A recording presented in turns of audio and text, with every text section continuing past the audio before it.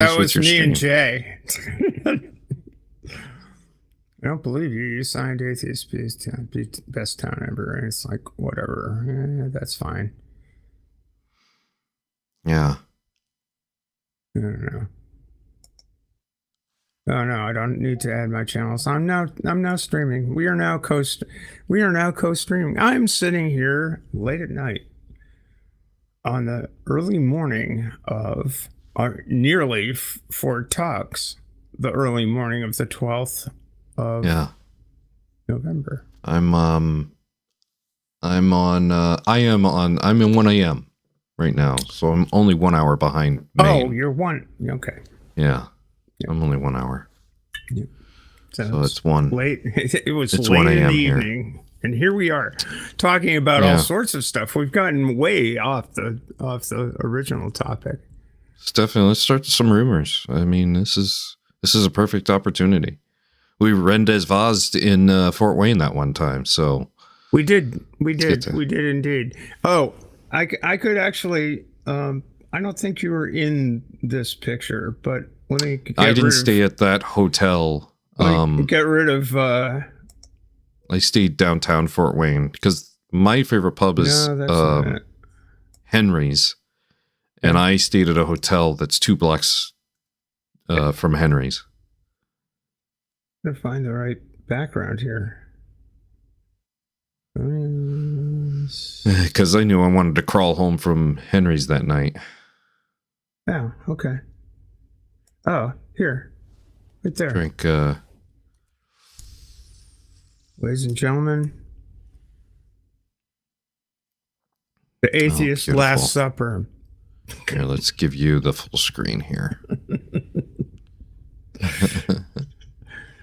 Yeah, it was quite a gathering. There were 13 of us in an Italian restaurant, and we got the waitress to use Thomas Westbrook's phone to stage this picture of the Last Supper. Was that Casamari? Yeah, I think so. Yeah. I actually used to work at that restaurant. Really? In Fort Wayne, yeah. I was a bartender there for just under a year. I worked mainly at another location that they had that's been long gone, but yeah. I see. I think I recognize everybody there. I can't remember the guy and gal who were behind Dr. Ben and Thomas and Godless Granny. Don't remember those two. I didn't meet her, I don't think. I don't know who's in the black next to. Yeah, I don't know. Here, let me full screen this. I don't remember who the guy in the black is. I do remember her, though. I think I had a very small conversation with her. I can't recall their names. Yeah. I know who is she associated with? Because she talked to John the Skeptic for a few moments when I was, because I kind of hung with John. Because I'd had a Zoom call with him a time or two. And then I hung with Nitty as well. In fact, I took him to another Italian, the same, if it was Casamari, I took him to lunch at the Casa, because the one that was across the street from the Coliseum was closed on a Sunday, so I took him to one that was about 10 minutes away, like northeast of the Coliseum, about 10 minutes away. Took him there. Anywho, that was a great event. It was a lot of fun. That was. I wish I could have gone this year, but I heard it got canceled. It did. I don't know if it was it was supposed to go down in October of 2 years ago originally, and then COVID kind of messed with it. it was canceled because of COVID, and then it was rescheduled for, I think, June the next year, and that's when I went. I couldn't have gone this year. I wanted to go to BajaCon, but it just didn't fall into place. I have no idea what else has been going on that I could have gone to, but so, well, let's see what Dan's got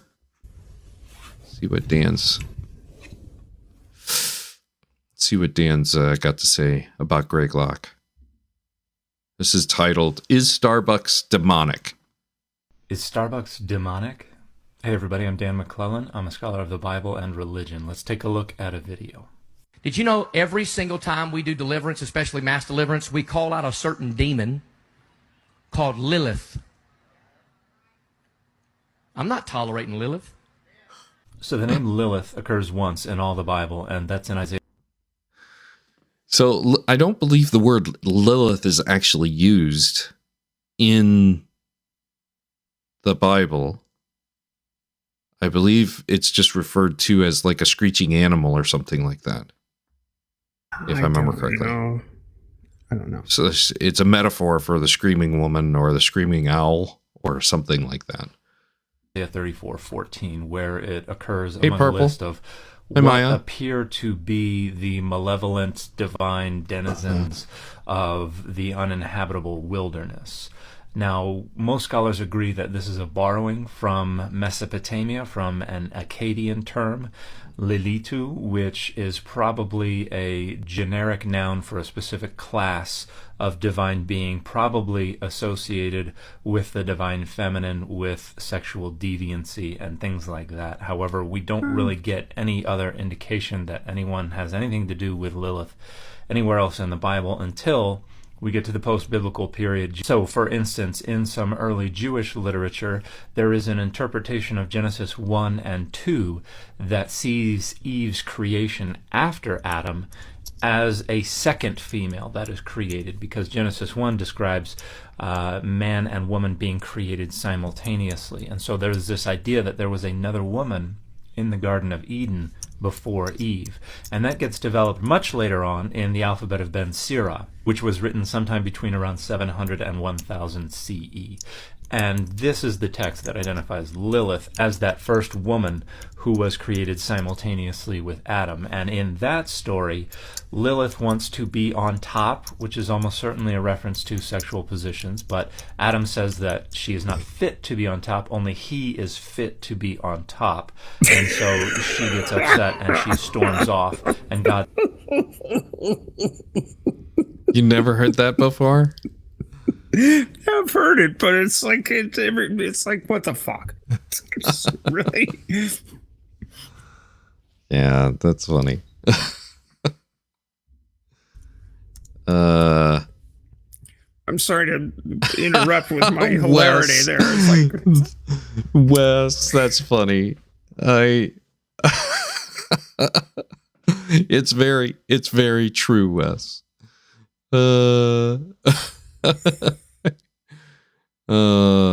Yes. Steph is poaching on Tux. It's very welcomed. yeah, well, I just you've feel got soulless. My peeps are now your peeps at the moment. Anyway. Wes, that's not what I thought you meant. I thought you meant something completely different. That's funny.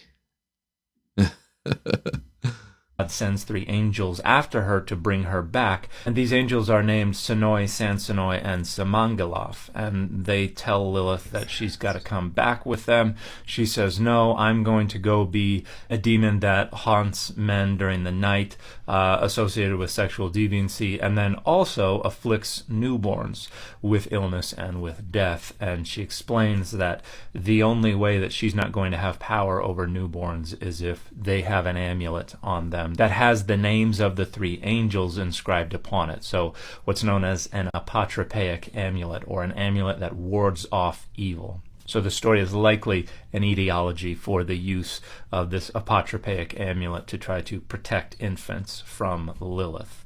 But here is the entry on Lilith from the very, very handy Dictionary of Deities and Demons from the Bible. So from this day moving forward, okay, in our office, on this campus, but especially in this tent, What about in that guitar? I do not want anything that carries the Starbucks logo on this church property. Listen to that cheering crowd. No. Oh my. I just heard somebody yell latte in the crowd. I don't know. I don't know what's going on. Hey, hold the phone.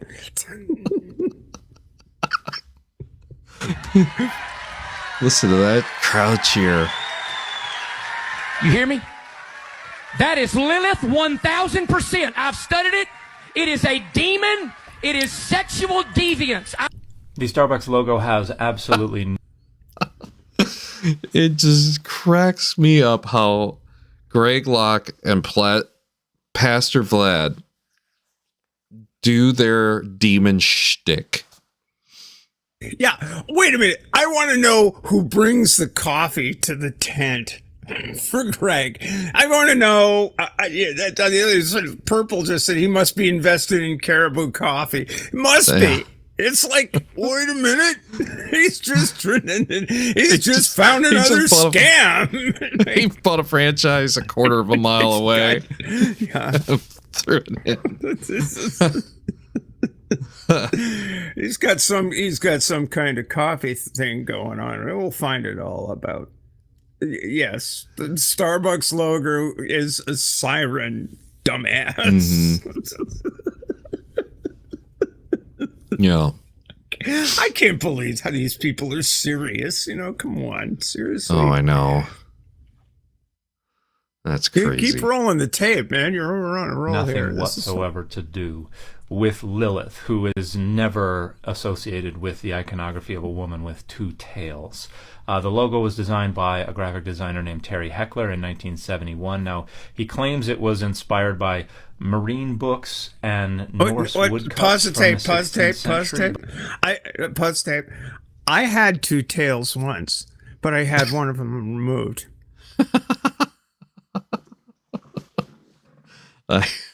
Matter of fact, this is the 21st anniversary of having said tail, in a manner of speaking, sort of transformed. Yeah. Well, just so you know, I love BMW's stuff. Really? But I'm not a huge fan. Yeah, I'm okay. definitely not a huge fan of Audis anymore, just like you. Yeah, okay. But we wouldn't really have any woodcuts from the 16th century that could really be called Norse. Here's how the design originally looked. Regios, yay. So there's the Starbucks logo with two tails. We see some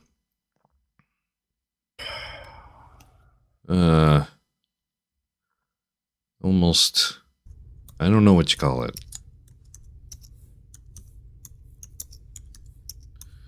Yeah. What's this?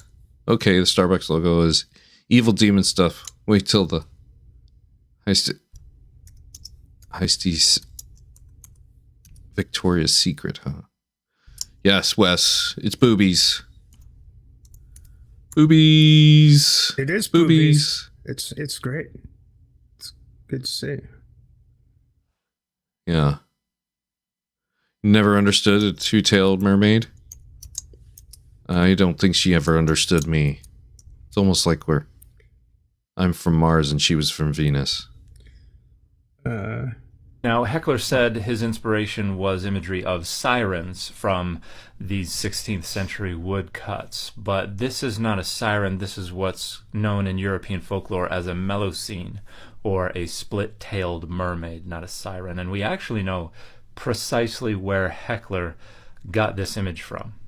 This book was brand new the year that Heckler created this logo, and we have a discussion of the Melusine in here, as well as this image that is identified as a twin-tailed siren from the 15th century.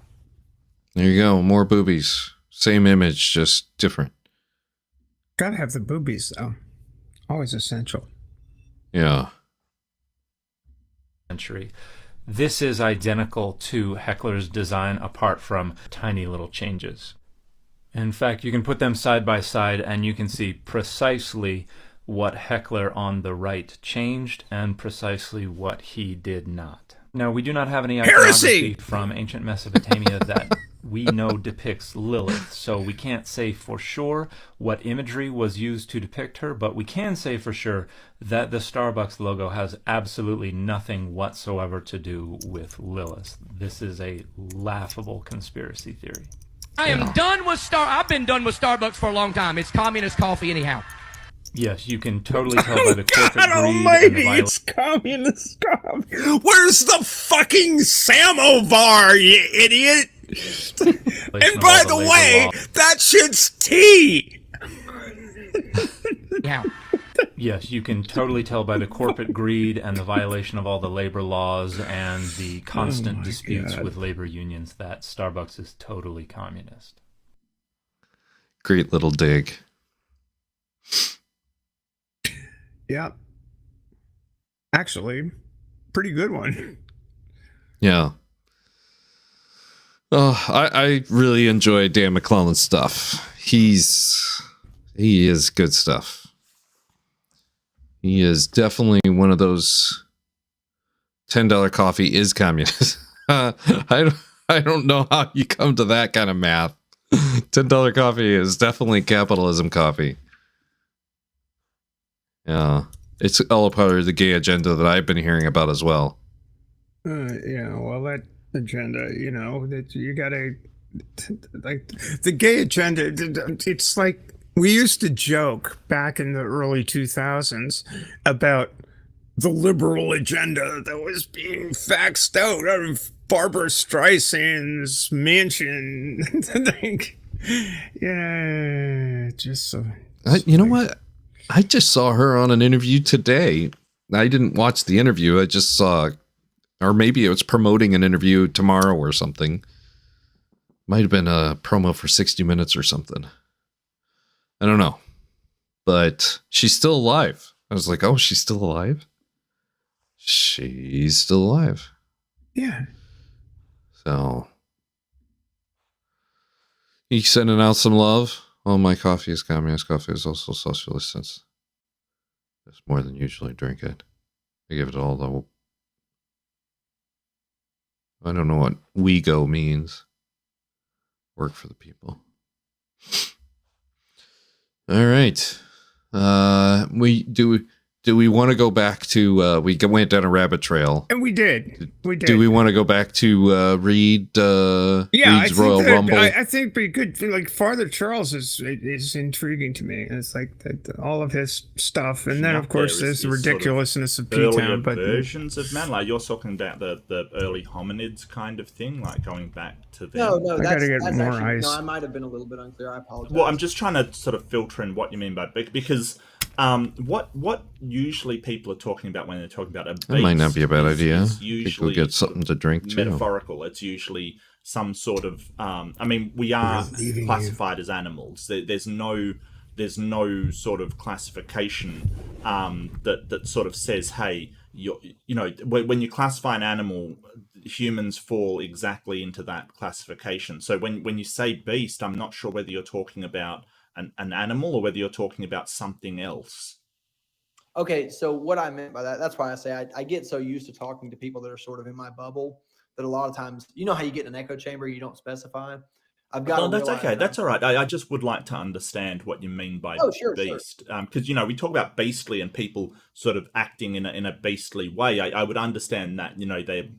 If you're using it as sort of a religious context to mean someone who is sinful and, subject to their primal urges, I get that as a metaphor, but I'm not sure I understand literally what you mean.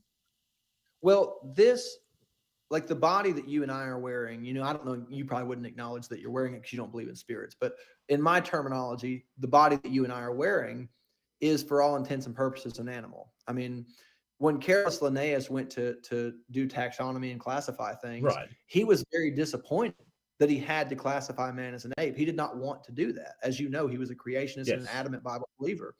And so he had to basically consigned himself to being intellectually honest and saying, look, I don't have a choice but to classify man with the other great apes, because the system that I have developed to classify everything does that with or without me.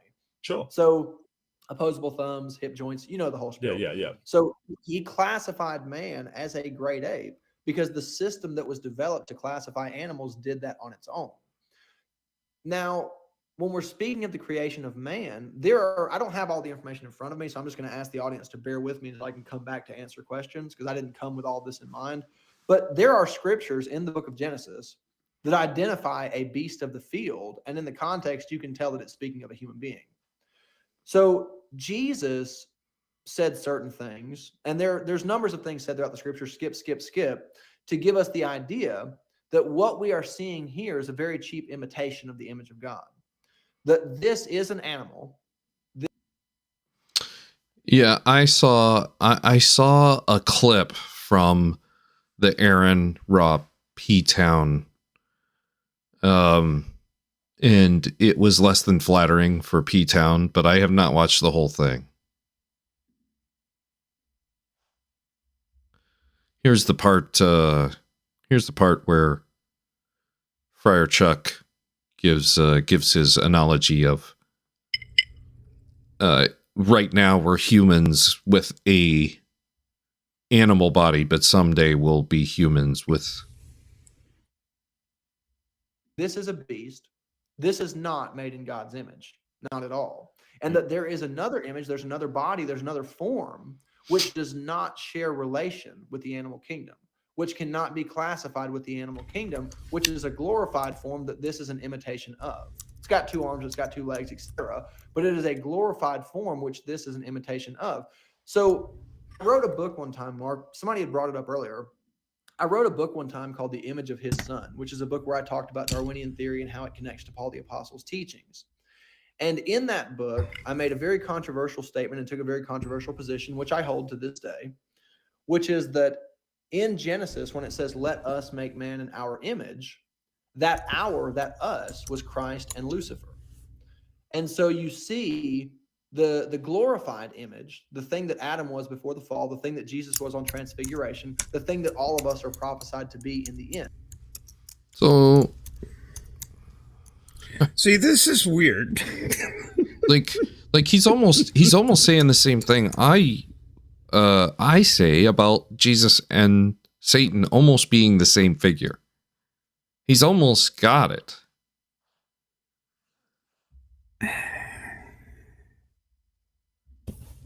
Huh. But okay, again, it's torturing the story to come up with something that lives in your. It's fan fiction. A lot of this shit's fan fiction, except that there's no. It's variations on a theme. Yeah, I guess I'd say. Dr. Kip Davis and Paula Gia did a joint video about how Star Wars roadmap of canon, the various levels of canon and fan fiction all mirror. And it's Paula Gia who started it. He literally started what is called canon. Star Wars canon. Paul G did. Well, Paul did. Yeah. Paul did. Absolutely. Paul ends. By the way, just a second. I am, since Wes Sturdivant is in my chat over here, I am contractually obliged to shill Skeptic Haven's Women Atheists Unload. We did an episode today, and the lovely Shannon Q graced us with her presence. Wow. And it was fun. It was effing fun. We were talking about, on Remembrance Day, we were talking about women and peace and justice. It was really great.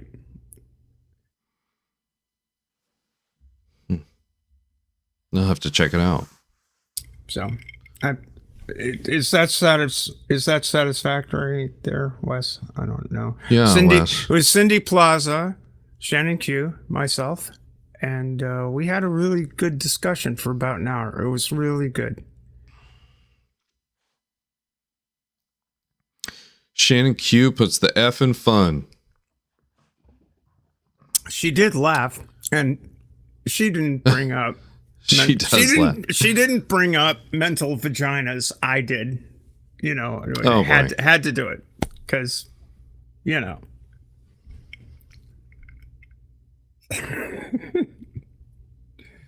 I think I was contractually obligated to do that as well. That's funny. Yes. Let's get back to the idiocy. Vaginas. Now I'm not going to be able to think about anything else but. If you hadn't caught that episode of, I think it was AXP that she was on, and a caller called in and was yakking on about I don't know, it's just being a man can't be woman, blah blah, whatever. And she was doing the pushback. I was like, well, you don't know what I've got sitting down there. It's like, well, I do. It's like, well, you know, it's all in your head. You're thinking I've got a mental vagina or something. It's like, it was a wonderful, a peak moment in AXP history. Yeah.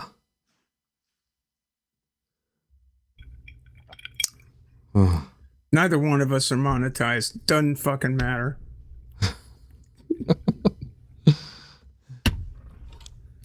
That's funny. And that is not what I wanted to see. Well, let's go back to here. Do something. That was the true image Yeah, of God. I know, it was right? A body, it was physical, but it was a glorified physical in the same way that New Jerusalem is a glorified physical realm. Whereas Lucifer, molded and shaped through, for lack of a better term, animal man, another image, which is the image that Jesus called the image of sin and death, the image of fallen man. And so we see these two things, one the image of God and one the imitation. And when Adam fell from glory, no doubt he took upon himself animal skins, which is to say, this cheap imitation. Okay, so Is Father Chuck okay? well, I want to get back to the original question, whether the Garden of Eden was a literal story or a metaphorical story, because you sort of tangented out there to sort of, you know, and I get what you're saying, that in your sort of worldview, yes, we have a fallen bodily and fleshly form and a spiritual form, but when you're talking about sort of the fleshly form, or the you know, the sort of fallen man as you described it, you're really talking about the events in the Garden of Eden creating that fallen form, right? That's essentially what you're talking about. But yes, actually, it's both the fall of man and the fall of Lucifer simultaneously. Yes. well, sure, yeah, but more specifically, I'm looking at the Garden of Eden. So Mark, the eating of sure, the apple from the tree of good and evil was the Just roll with it. fall of man as far as the Garden of Eden is concerned. And it was the only humans, as the Bible describes, was one man and one woman. But, you know, so what we understand from genetics, that sort of conflicts rather heavily. So what I'm asking you sort of, and I'll ask you point blank, is it a metaphor? Is that story a metaphor, or is it literal? Did those events in fact take place, or did they not take place? Now, this is a true dichotomy. Like, they can't be both taking place and not taking place at the same time. So what I want to know is whether the events in described, or better yet, here's a better one. At that time in the Garden of Eden, whether it's metaphorical or literal, did there exist only one man and one woman in the world? Okay, let me answer that question, because that's a very direct question. Right. And that's a good way that you phrased the question as well. So this really does tie in to what I was laying out with the two different versions of what we call man. The story of the Garden of Eden is about the glorified man, the man that is made in the image of God. It is not about this beast that you and I are testing and genetically proving and tracing back. That story is not about the body that you and I are in right now. This body is an animal. That story is about the image of God. So our testing and our measuring and our scientific processes are here to study this thing that we call man, which is actually a beast. It has nothing to do with the man that God created in his image. Does that make sense? So what I'm getting you, if you look at it in a very literal way, there were more humans than just Adam and Eve, but they weren't the sort of glorified humans. They were the beastly humans, if you will, is what you're saying. Well, people have proposed that genus Homo and genus Australopithecus share a common ancestor. I know you probably believe Yes, that. absolutely. Yeah, absolutely. There are even some old Earth creationists that also believe that. Well, basically, the gist of that way of thinking is that genus Homo is an animal that was modernized from genus Australopithecus. Well, the way that I understand this, and I don't really have all of my notes together, Mark, because I wasn't expecting you to come on the stream, which I should have. No, that's fine. I'm sorry. I do apologize. To be honest with you, the only reason I'm here is to hear P-Town rebuke me again. Is the only reason I'm here. Well, one more thing here. So yeah, it's my belief that pick a fight again, huh? It's my belief that at the fall from the garden, Adam and Eve were robed in this right here, which had been being prepared for them by the foreknowledge of God, knowing that they were to fall. Sorry, could you run that by me one more time? Sorry, Yes. It's my belief that what you and I call man, yes, was being modernized, being developed, being prepared, because the foreknowledge of God was aware that Adam and Eve would fall from that glorified position, and he had to have a robe of flesh to robe them in when they did fall. So their fall came right at the time that this robe of flesh was ready for them. Okay, so he's basically so you're trying to sort of say. So this is the separation of the so-called "we're just a bag of meat." Yeah. And this is to separate that God created something that wasn't a bag of meat. So I don't quite understand. I am trying to find right now a clip from an album that The Who released, I don't even know when, ages ago, somewhere back in the day, before Tommy, called The Who Sell Out. Where they're just sort of riffing in the background and, you know, just playing away. And I think it's John Entwistle is going, the Charles Atlas course with, and you hear Keith Moon going, dynamic tension can turn you into a beast of a man. It's fantastic. It's like, anyway, if all you kids haven't listened to The Who Sell Out, you ought to give it a listen. Just saying.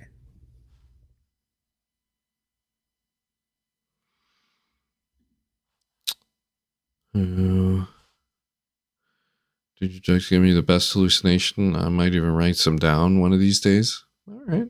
And do tell me if I sort of misrepresent you in any of this, that Adam and Eve were more like spiritual beings that were put into the already pre-existing beasts, if you will, as you've sort of described them, that were the physical human lineage kind of thing. Is that what you're trying to say?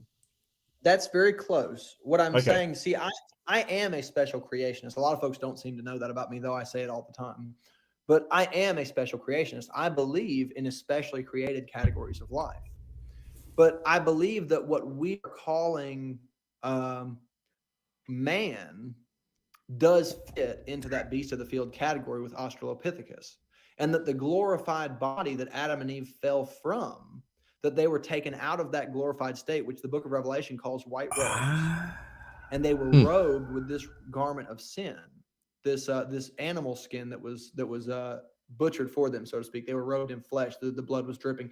The way that it's termed in Genesis is very poetic, but I believe the foreknowledge of God had accounted that at the time that they were to be taken out of their celestial bodies, that this robe had to be prepared. Do you notice how and the fall from the garden was reasonably not a physical transition? this guy presents utter bullshit? Yeah, I mean, you can have these beliefs. You can believe anything on faith. It's amazing to me that the talent, the sheer talent involved. But I have the same, I have the same factor with Jesus and the Satan character. Like, sure talks.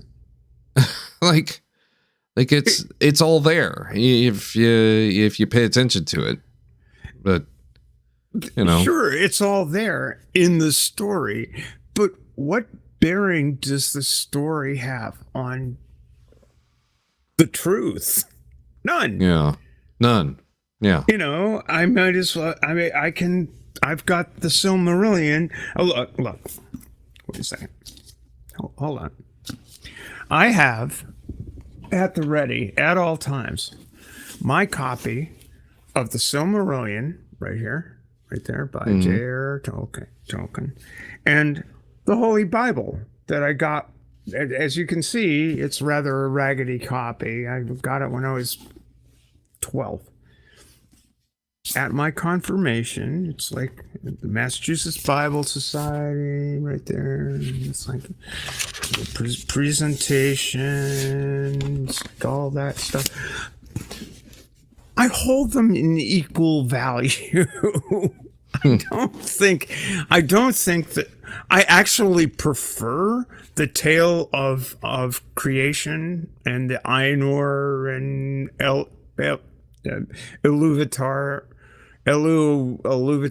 and all of that stuff. It's but they're stories, and I don't turn myself inside out to explain how to rationalize the tale in the Bible with the facts on the ground. Yeah, I think that's ultimately what you should do is have,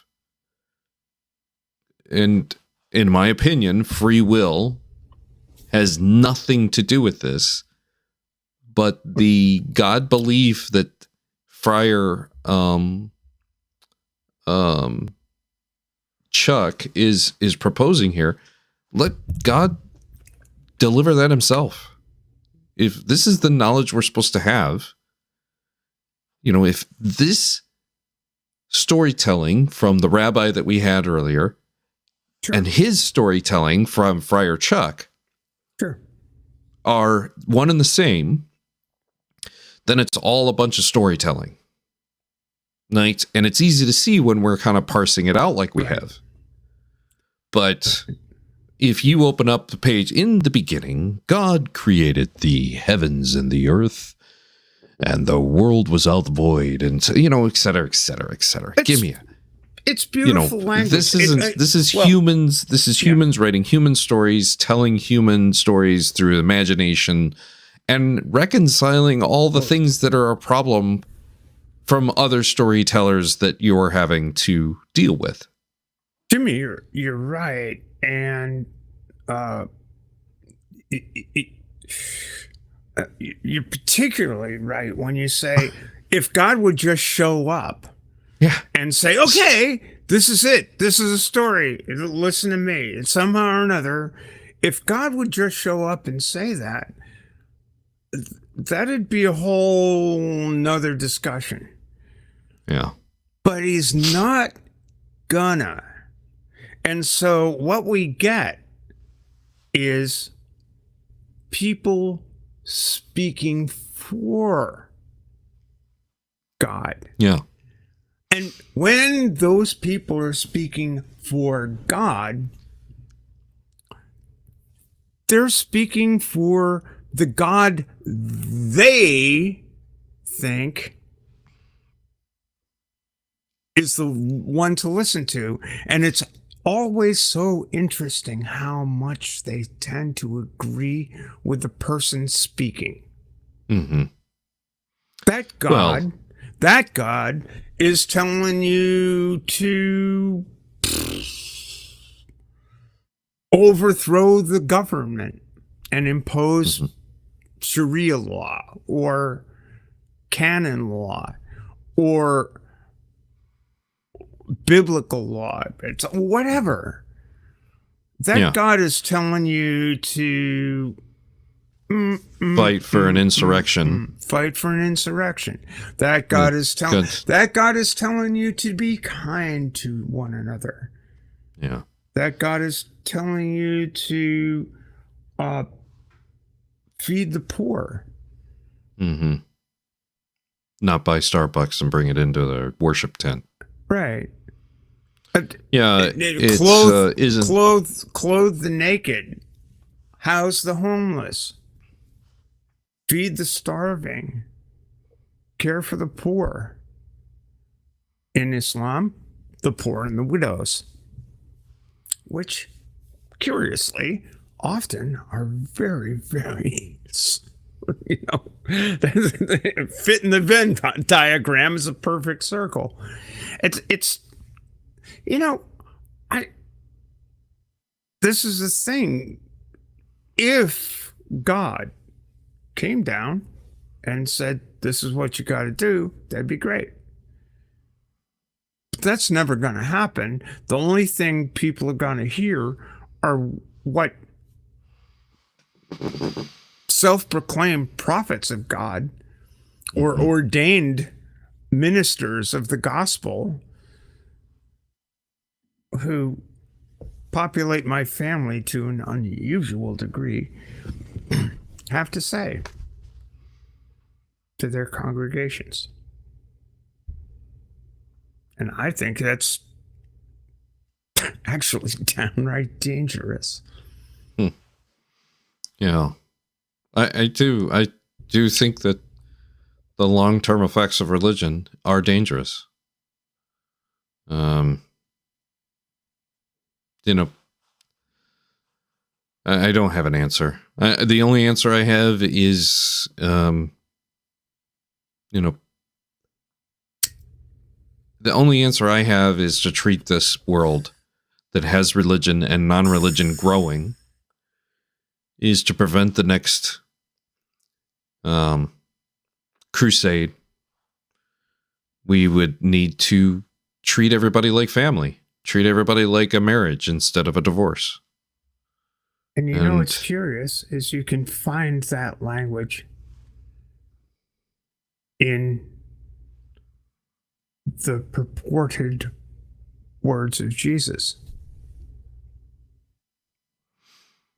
Well, feed the hungry, clothe the naked. Yeah, care for the if poor. You believe that those are the verses that they're going to go to. But it doesn't matter. Those verses, those thoughts exist. And they've existed for 2,000 years. I don't need to ascribe a particular God or a particular person who uttered those words. I don't need to ascribe to them any particular sense other than that makes sense. Mm-hmm. Yeah. I think Friar Chuck here has a full capability of presenting you with this information that he's selling it and suggesting that this is the way, that you should follow him. He is the spiritual leader of the community and we should trust him. In a world in which we were all illiterate except for the priest and the high priest at the temple and a few of the politicians over at the Capitol, then and the rest of us were illiterate, then whatever he said, we just trust him. We just believe it. We just lap it up like a kitten to milk. And that is the power of his storytelling. Knowing it. And here's the thing. I would say a person like this is not in the category of that Lee Strobel conversation we had earlier. He is definitely sincere. He's definitely a God-believing, God-fearing. He's obviously had to reconcile a few things, and this is how he's done it, is to basically ad hoc some ghostly human being, and we just got our fresh skin. Yum. We're a meat bag now because of fruit. Right. Which is okay. Again, pretzel logic, but it's okay. That's the way he's interpreting the words that are written down there. And it's again, that's his fan fiction. Mm-hmm. But if you play the tape, you'll see that P-Town vehemently objects. I can't wait. They went to a different physical location. I don't believe that. I believe that they entered into a different physical body. They left the image of God, and their spirit came into this image, which I'm referring to as the beast of the field. Okay, so how many of them were sort of? So I mean, you've referred to Australopithecines as the beast kind of thing, like the Well, that's beast. a bit of a broad category, right? Okay. So I mean, it's just strange that we have sort of, at no point did, according to science, at no point did Homo sapiens fall below like about 6,000 members, kind of thing. Right. There's at no point that happened. So I'm trying to sort of pass what you mean by they were rogue, because if in that case there's only sort of two humans. As we understand modern humans today, and 5,898 beasts basically wandering around. So I'm wondering how that works. Well, that's really the same way that it works today. There are sons of God in the world today, and there are beasts, and they're all robed in the same skin. Okay. All right. So maybe this is, okay. That's sort of a bit weird, but sure. I like Mark Reed's reaction there. Sort of a bit weird. Absolutely. Yeah, it's like okay. Yeah, I'm not sure how you would go about demonstrating that is the case. But in that way, sort of the Garden of Eden would have to be in some way metaphorical, the way that it's talking about it, correct? Well, it's dealing with glorified bodies. It's dealing with the image of God. Okay. It's not dealing with this. This is not what it's about. This is something that came about as a result of it. Okay. Well, I mean, The lineage of this has nothing to do with the lineage of the sons of God. This is simply a dispensational thing that happens for a time and passes away. But when God created man, it wasn't this body. And when God receives man in the end, it will not be this body. So the study of this body is nothing more than the study of an animal. Yeah, that's because scientifically, somebody once upon a time didn't give Christians their way. That we're some spiritual being. So they got to make it up a different way, ad hoc it again, to justify that we're in a meat bag. I mean, yeah, you're welcome to believe that. I think I have some. Yeah, I don't know. I don't think the Bible sort of. I mean, I understand that's your interpretation of it, but you would have to admit that a literal reading of it wouldn't get you to that kind of thing, right? That I actually don't admit that. I think that there's enough scripture to cause us to see a difference with the fallen man and the original creation, that this is the logical conclusion. Oh, okay.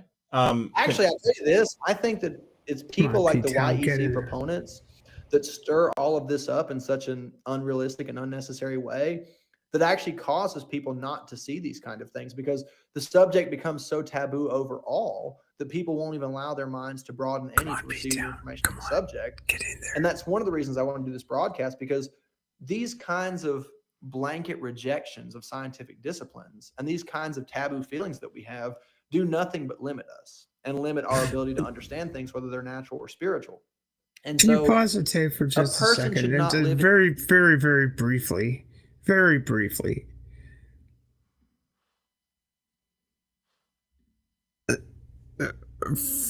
Father, Friar, whatever, Chuck, is doing the Lord's work here Yes.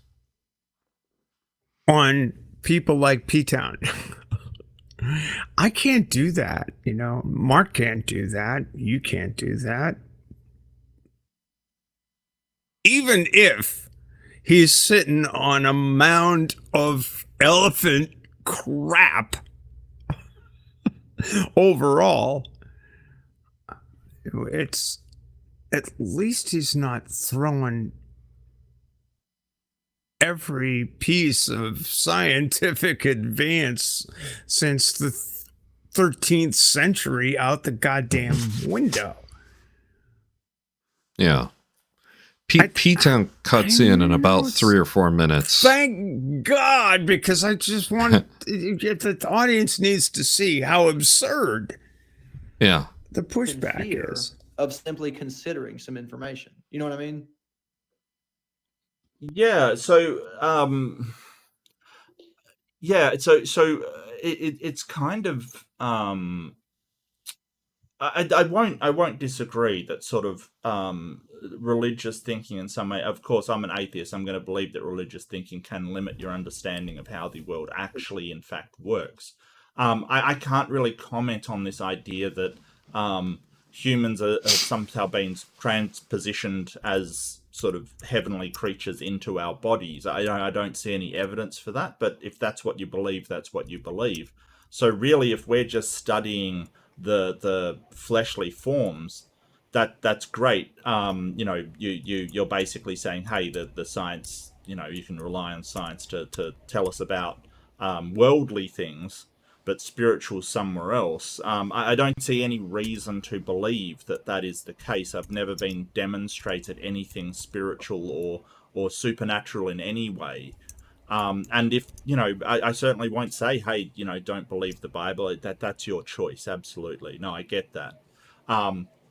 But it's kind of odd how it sort of references a lot of earthly things in the garden, like the serpent and the clothing that they put on them, and just a lot of these things, and eating, and what I want to know now is sort of why do these spiritual forms need to do all of this? Why do they have earthly spiritual forms?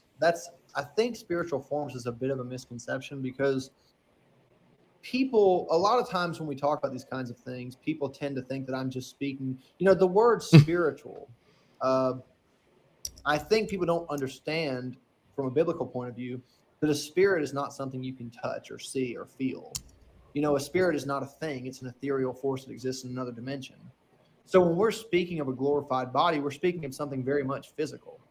When you look at the book of Revelation, speaking of the serpent, the book of Revelation identifies the red dragon as the devil, the liar, the father of lies, and the serpent. It actually identifies the red dragon as the serpent from the Garden of Eden twice in the book of Revelation. So,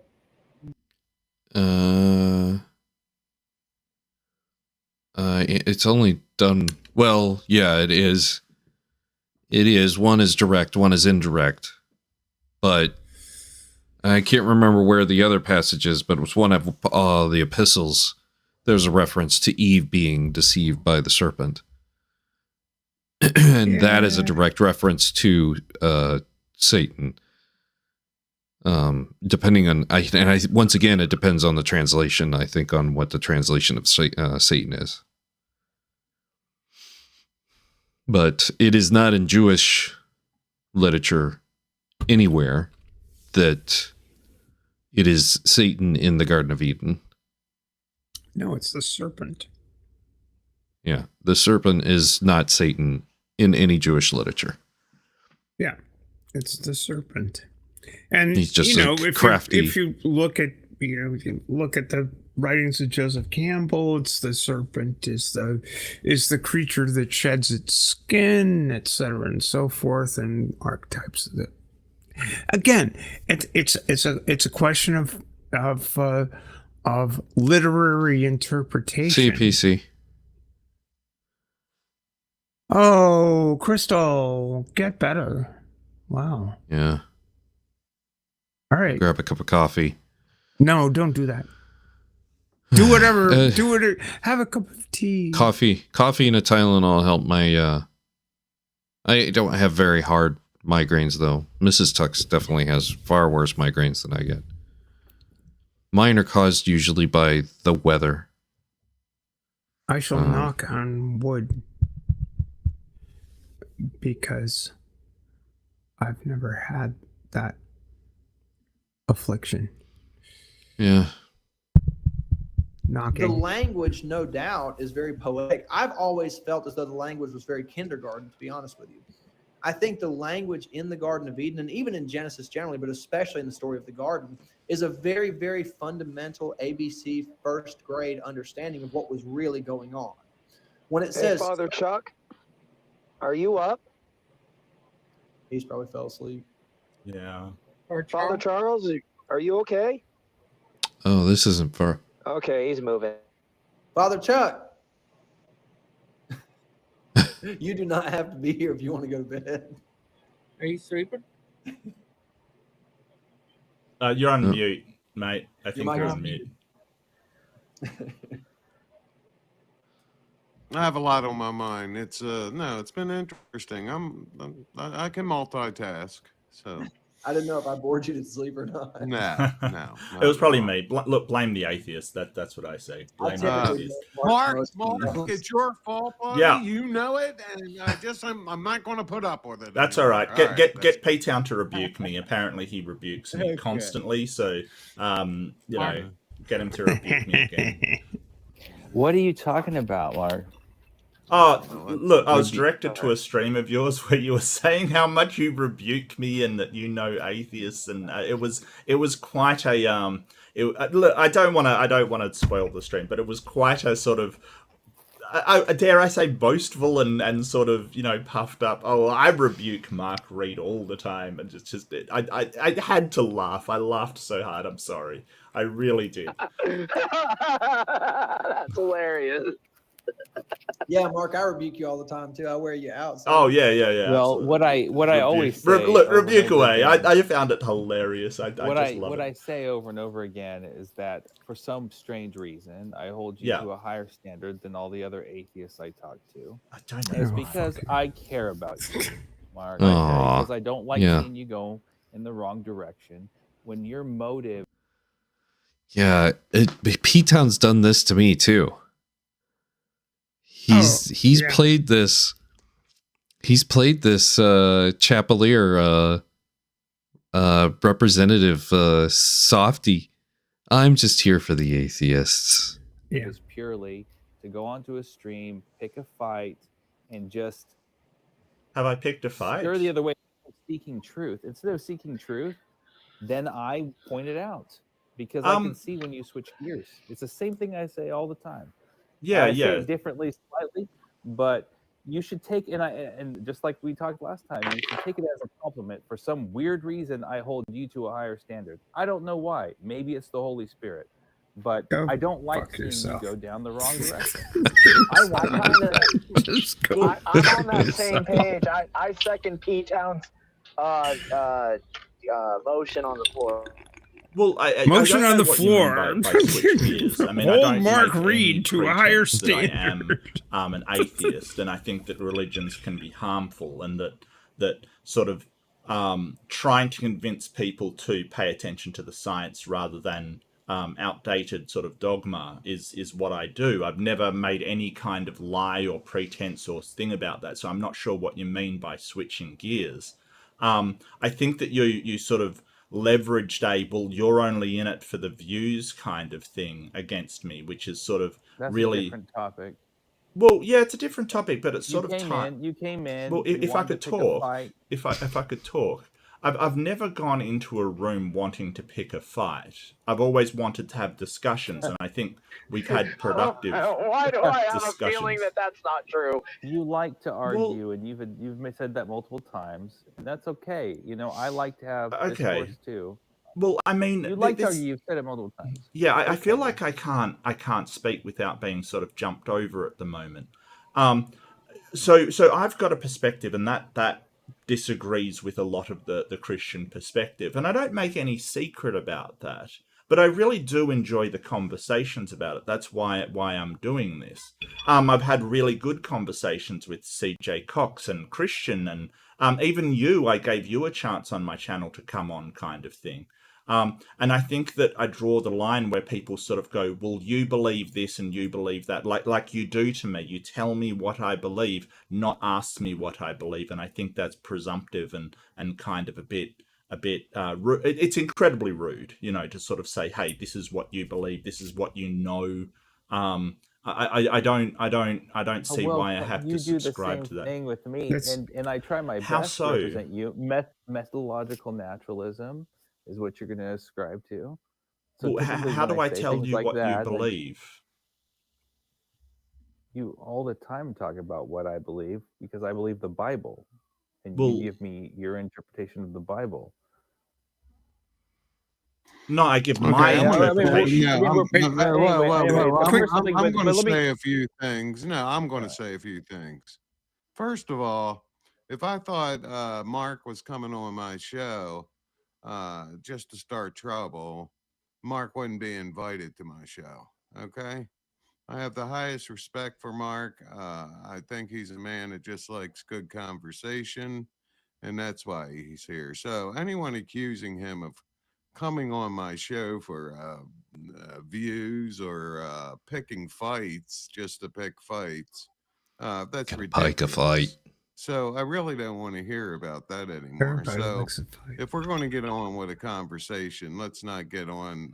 I mean, let's get on with a conversation and put aside this. I'm tired of the ridiculous. Right. It was one instance. It was one instance, and I apologized to him.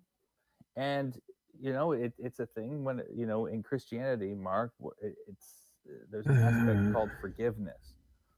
And you should refriend me on Discord because all I try to do is I'm still looking for your Scientologist. And I've tried to refer.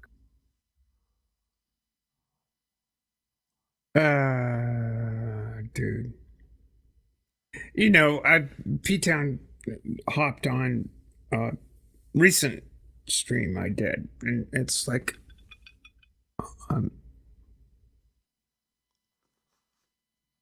and was pulling the same tip. It's like, and my, you know, I'm not as calm as Mark. I never have been, because I don't care for. I'm interested in the philosophical back and forth, and I've had those discussions with Doug. Let's talk about the actual factuals, and let's talk about the stuff. But whether you're an atheist or a theist or whatever, what do your I'm not a devotee of the what do you believe in why question that Matt puts out there all the time. It's what do you do with your beliefs that matters to me. Because what you believe in why is, I don't care. I care what do you believe and what does it lead you to do. Because what your belief leads you to do is what's going to impact the world. And as a realist, I don't have the I don't have the philosophical background to be able to establish what this means. But what you believe, what does it lead you to do? It seems to me to be the question of the most import. Because if your beliefs lead you to notions of exclusion and setting people apart for special treatment and setting the world apart for special treatment, if what you believe is, in terms of society, causes you to say this class of people deserves annihilation, to get extreme about it, or at least special consideration, in terms of, well, are they valid or not? Or if what you believe leads you to care not a whit for the condition of the planet in the future. These are things that are of practical import, not philosophical import. If what you believe causes you to cause harm to others, then I have good reason to question your beliefs. Or at least your motivations. I've damn good reason. And I'm more concerned about that. And I'm more concerned about that whether you're a theist or an atheist.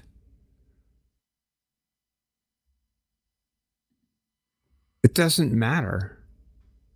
Whatever you believe.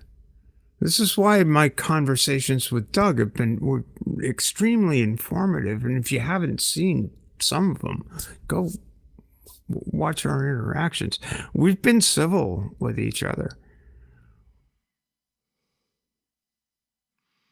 My problem with Doug is what he believes. You got to understand the way Doug uses the Socratic method is designed to be to his advantage. Well, I do understand that, but that's the point. That's the point. It's like, well, it's to his advantage, and it's like that excludes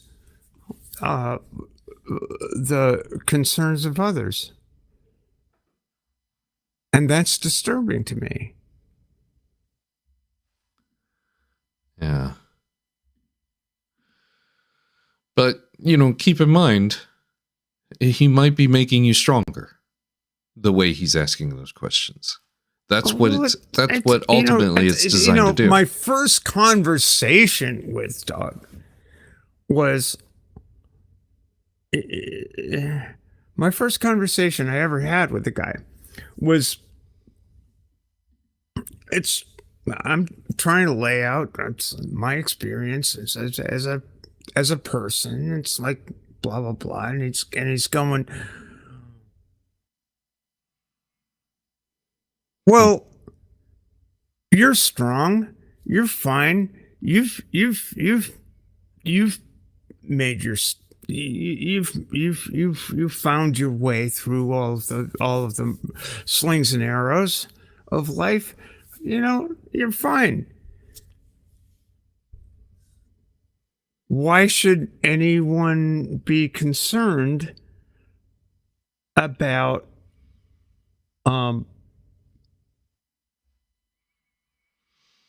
making sure that other people are fine? And it's like, dude, I'm concerned because I've made it to a certain degree, but I'm still at risk. I'm still at risk. I mean, I've learned how to fight. And if that is the goal, learn how to fight. If that's it, I think that's a poor, I think that's a poor path for a better world. If what you need to do is learn how to fight, then we'll always be fighting. I don't see how that is, I don't see how that's beneficial in the long run. I mean, why should someone have to fight? I mean, I bear scars from the fights I had to endure as a trans child. I bear those scars, and I don't want to see people scarred. And you want to scar them because of what you believe. The last time I talked to Doug, he came on my channel, and the first thing he asked me was, am I doing harm to trans people? And I said, you absolutely are. And he does not care. He doesn't care. Because trans people ought to just buck up and face it. And if the majority if the majority votes to make your existence untenable, then suck it up. Go to the camps.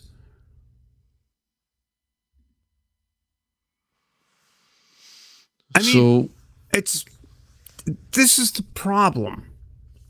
This is the problem with not examining where people's beliefs lead them. Let me present a question, and I have not been able to formulate this because it sounds condescendingly childish the way it comes out of my mouth, but I don't intend it to be that way. There is a moment in which, in my opinion, liberals want to design a world in which we're all treating each other like adults.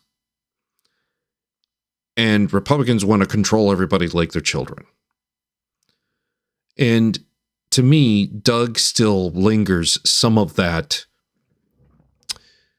little bit of Christianity rollover of the hierarchy of Christianity in his conservatism. And anytime I'm talking to somebody, especially about how bad things are in Chicago, if they're watching any kind of news reports on the conservative side of the aisle,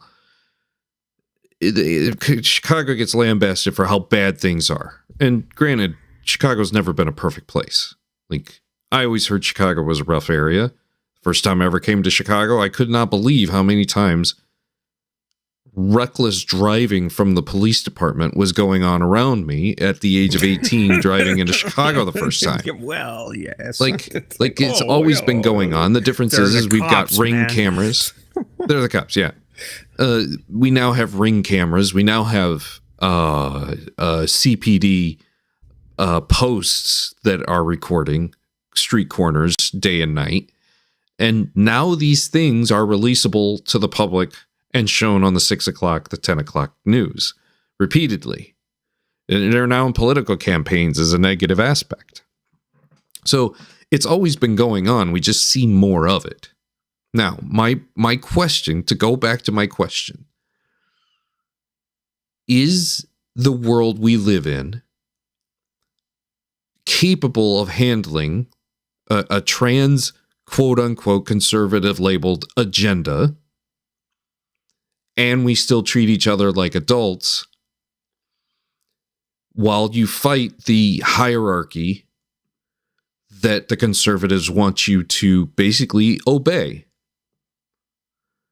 How do you make the conservatives understand that we can all be adults when all they want to focus on, think about the children? We're doing this for the children, when in reality, basically, the numbers of children really that need this medical attention, and it needs to be stricken of any politician and any priest to be in the medical facility and making the medical decisions. How do you treat the world like it's an adult with half of the country wanting to be in a hierarchy? How do the priests out there who want to lead this flock and telling that flock the power they possess by saying, we're here and we're doing it for the kids? Like Greg Locke we saw in the clips with Dan McClellan. How? Don't you see, Tux, don't you see Doug's saying the same thing? Doug is saying the same thing. I agree. Doug is saying the same thing, but he's seeing it from the conservative side without the hierarchy of the religion. There shouldn't be a conservative side. This is a medical question. This isn't an ideological question. You're fighting a machine. You're fighting a machine that has that hierarchy in mind. Dude, I know exactly what I'm fighting. And what I'm fighting is bigotry. Well, I think on that level, yes, if you want to focus on that level, but I'm focusing on the a different level. What other level is there? The power of the pulpit and the masses that do and mimic what they're being told from the pulpit. It doesn't matter. I mean, I'm fighting it on those grounds, but I find myself having to fight guys like Doug, purported atheist, on the same grounds. It doesn't matter. Again, I don't care. I do not care what you believe. I care what your beliefs direct you to do. And I don't care if those beliefs are religious beliefs or political beliefs. They're the same fucking thing. In the end, they're the same thing because they have the same effect in the public sphere, in the here and now, in the real world. It doesn't matter whether it's Greg Locke or Pine Creek Doug. Those beliefs affect real people in the real world right now. And Doug will vote in wherever the fuck he lives in the United States now. I wish he still lived in Canada because he would have less impact there. Mm-hmm. He will vote to make sure that children today have to grow up the way I did.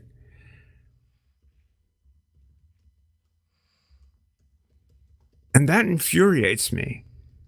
And I've told him this on my channel.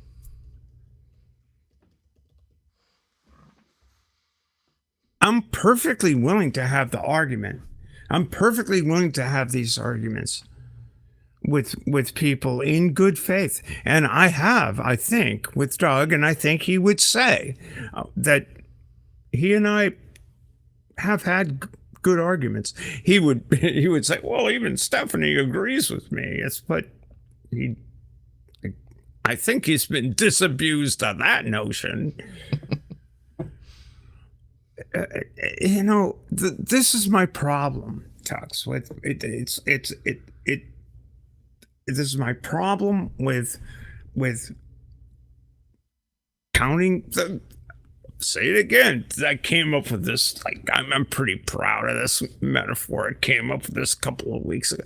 The number of angels waiting in the chorus line to figure out who gets to dance on the head of a pin. It's not just the futility of the arguments about how many are. We've gotten into the meta of figuring out the auditions.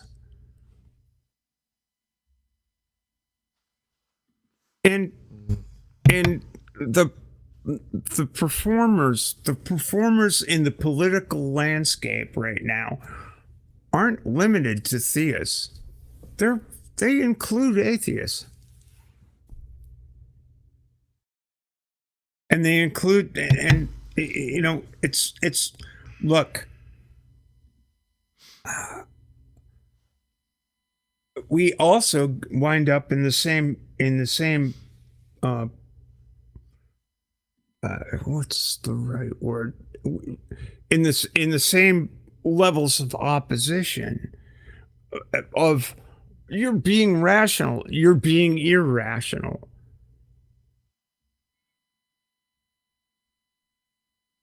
I remember one particular thing where Doug cited his study. We were having a polite conversation, and very polite conversation. He said, "Show me one study. Show me one study that shows that trans people are helped through gender affirming care." And this was when I was on his channel, and I was kind of like, this is the challenge that trans people have to rise to in some of these discussions. We're supposed to be the experts against these polemicists who just want to make us disappear. So I go, okay, let me take a quick look, and I came up with this study. This is during a phone call, and I came up with this story, and I started reading the study from the abstract all the way down, and he said, "Oh yeah, we discussed this study. We discussed this study earlier. Did you hear that?" I said, "No, I didn't." But it was a Dutch study on this particular topic about trans people, suicidal ideation, and all of this other stuff. And I was kind of familiar with it, but I didn't come off the top of my head. And it was something that is it's legit, it has the whole thing. He said, "Yeah, we talked about this earlier on the show. Did you catch that?" And I said, "No, not really." And then he goes, "Well, read down to the conclusions." But why read down to the conclusions? You read down to the conclusions of the study. What did it say to prove his point then? Nothing. It actually refuted his point. Yeah. It actually refuted his point. And then he mentioned, "Oh, well, my tea time's in like a half an hour. I gotta go." I think I vaguely remember that. And it's like, listen, man, you can't tell him to go watch Takis. I did. You know what? I told him to go watch Takis. Not only that, I told the people on Takis that I've appeared on 5 times now to let him on. Mm-hmm. And you know what he did? He went on and used his interaction with Arden and Ben to laugh at Matt Dillahunty. That's the quality of Pine Creek Doug. He went on Takis not that long ago, like a month ago, right? Well, was that maybe Takis a month ago? Maybe 3 months ago. 3 months ago? I would say. I actually urged him to do it, and I actually said to you do realize I'm a fucking mod on the Lions channel, and I'm a friend of both those people. Yeah. And that audience, a number of people I've witnessed as a mod in chat. So, well, you really should be talking to Doug. And so there was demand on both sides. Like, okay, let's get Doug on there. He got on there. Ben took his medical stuff right off the drill. And Arden said, thanks for the conversation. And then what did he do? He goes back to his channel, clips the whole thing, and uses it to attack Dillahunty. You're just such a sweetheart, Doug. I won't use.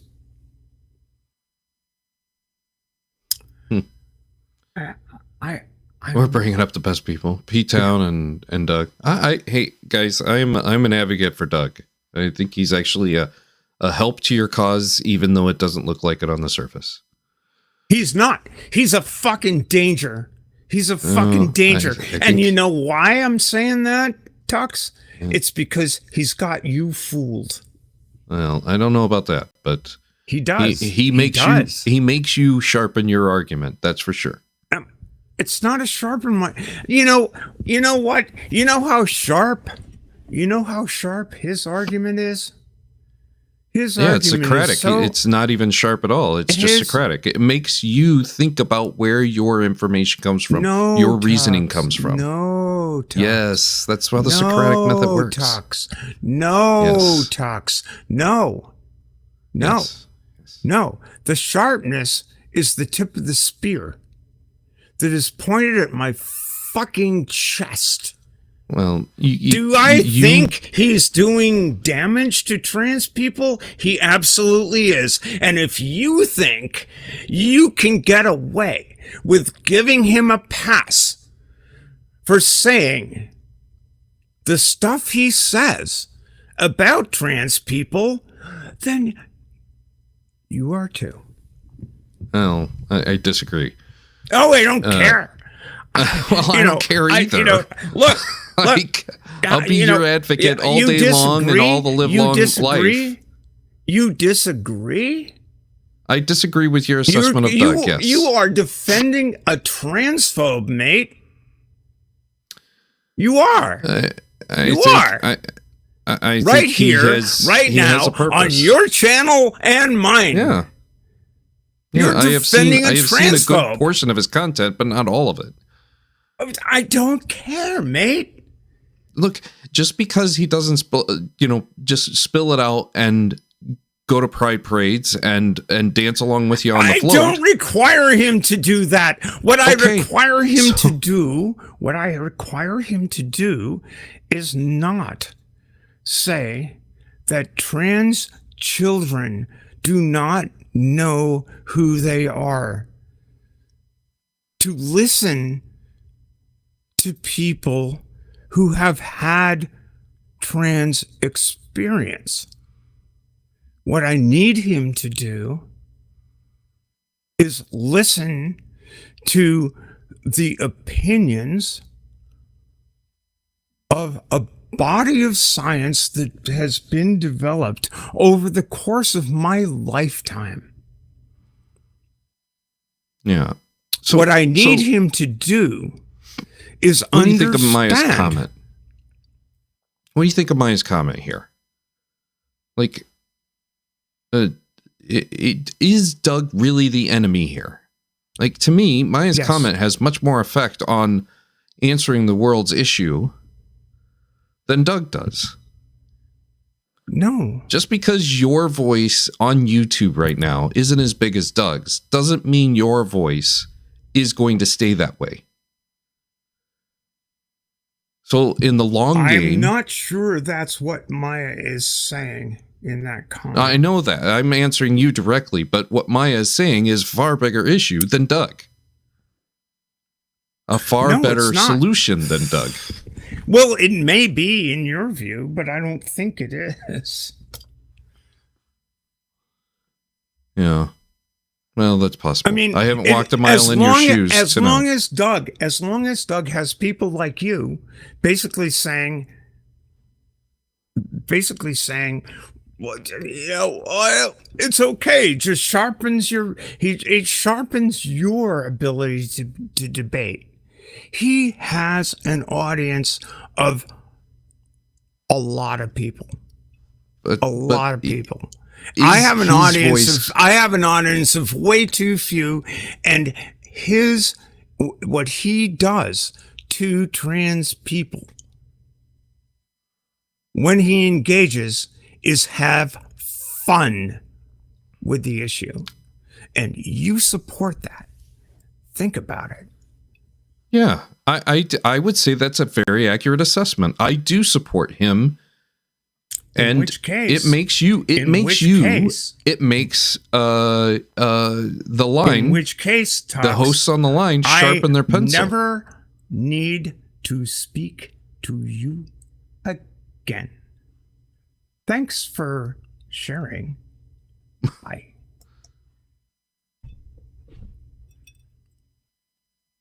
All right. Well, thanks, Steph. I think you're higher up. I think you're higher up than that. Dismissing it like that is just... Here's the thing. We're talking about anti-theism, right? Now, how does your situation affect anti-theism? Matter.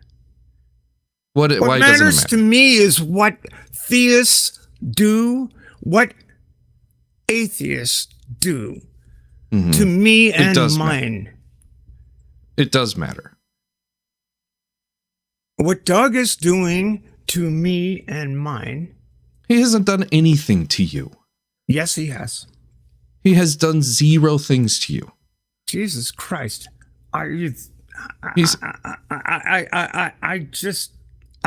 Listen, Tux, maybe we can take this offline. But okay. Let's do that. I won't disagree with it. Let's do that, okay? I don't want to be burdening your audience with this stuff. Oh, I don't have an audience to be burdened with. I do this for fun just the same as you do. Well, this isn't fun. I actually do it because I want to contribute something, and in defense of my of people like me. And I know that maybe you think it's fun just in the same way that Doug does. But it ain't fun, mate. It ain't fun. It ain't fun to have 28 states making children's lives miserable. It just isn't. Well, and I'm sorry. I'm sorry to be harsh. I don't disagree, but here's the thing, Steph. You have a voice. You can propel that voice in the direction you want, and your voice is going to stand the test of time far greater than Doug's is. It doesn't matter if you have a lot fewer subs than Doug. Your voice is going to contend and defeat Doug's, because all Doug's doing is asking questions. And forcing you to bring data to the table. Oh my God! If you are practiced in doing that, then you can defeat Doug up one side and down the other. You can beat him at his own game. Look, I've done that already, and I've done that already as far as I'm concerned. And if you want to tell them, come on back on my channel and we'll do this all over again, that's fine. But to me, it's beating my head against the fucking wall. And practice makes perfect. You know the avenue I'm far better than Doug. 70 years old, mate. I transitioned 21 years ago. I've been around the goddamn wheel. And I do not know. Dude, don't tell me I know Doug is bad faith. That is not true. That is not true. I didn't say Doug is bad faith. No. YouTube Punk has responded that way. It's in the chat. This comment here, Steph. Don't tell me what I know. I know what I know. Don't tell me what I know. Yeah, okay, that's fine.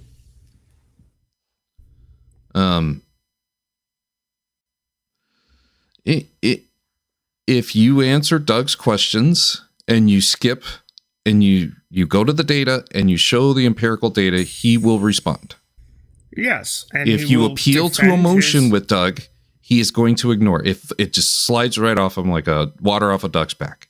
I understand that, but even if you go to the data and he agrees with, at the end of the day, what the data says, he'll still, I mean, it's like there's this perception that I'm emotional, or the people who oppose his very recent and dispassionate approach are full of shit.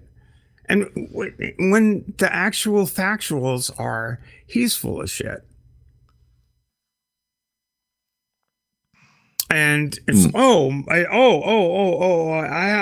it's been really nice talking to you, but I have a tea time in half an hour. I gotta go. Mm-hmm. When his arguments and it sounds like data, Mondays for him. And his arguments and his data have been demolished. I just can't understand why people will continue to defend untenable positions for someone who is just having fun. If you want me to find the clip, it's like on his channel after that call we're here to strip down P-Town's commentaries. I don't know. So, actually, we were having fun doing that. I don't know how we got off onto Doug. Well, you went into a little bit of. Oh, I do actually. Yeah. I do actually remember how we got into that. It's the hypocrisy of this stuff. If you take what Doug says, equating P-Town with Doug basically is what I'm saying. Doug is completely ineffective if you take what he says and you just talk with your voice stuff. It does not matter what Doug says. If you focus on what Doug says and what Doug thinks, you're going to fall prey to him. But if you talk what you say, the way you say it, share your experience, and say factual things, then Doug has no defense for him. And putting him in this pedestal that I just don't quite understand. I don't. I think he's an idiot. What are you talking about? You think? And if you know he's an idiot, just show what the facts are. Just show what the facts are, and it will turn out he is an idiot. That. I'm actually arguing with you at this point because it's like I don't understand why you stand behind the guy. Yeah, I get to. Luckily, I was born in a country that says "we the people" on the contract. The contract to live. So, what does that mean? That seems weird to me. Where did that come from? I was born in the same country. Andrew's got just read the posts. I've got the chat that I've got on the screen. I think you may be misunderstanding where that comes from. Defend your right to live. Bring me evidence and studies. Prove I should let you live. That wouldn't pertain to being born under a constitution. Well, that's what Doug is asking me and people like me to do. So if there is a perception out there that there is only man and only woman, and we change that perception, would that make your life better or worse? Or is there a third option? It doesn't have to be just two. Wow. I mean, how much on this spectrum do you if let's say hundreds of years ago, they just didn't even care. When you were born, this is just nature's way. Or when you were born, we're just accepting of a third category or a fourth category or et cetera, because I honestly don't know. Again, to me, the Native American stance that I've learned about was celebrated when you were definitively, I always refer to it, and hopefully this isn't offensive, but I always refer to it as metaphorically, the plumbing and the wiring don't match. The wiring is just, I've got a dyslexic brain. The wiring is messed up in my head. So I can understand things just don't work on the inside like everybody else gets to enjoy. But I know that's definitely not the same thing.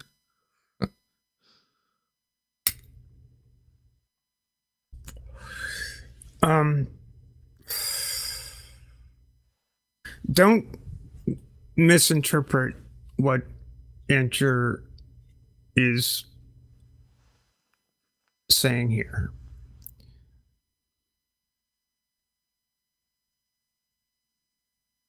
What I think, and please clarify, what I think she's saying is, this is what I am asked to do daily in these arenas of discourse, particularly with people with large platforms like Doug. And in those large platforms, he has said, literally, should I keep doing this? Should I keep doing this?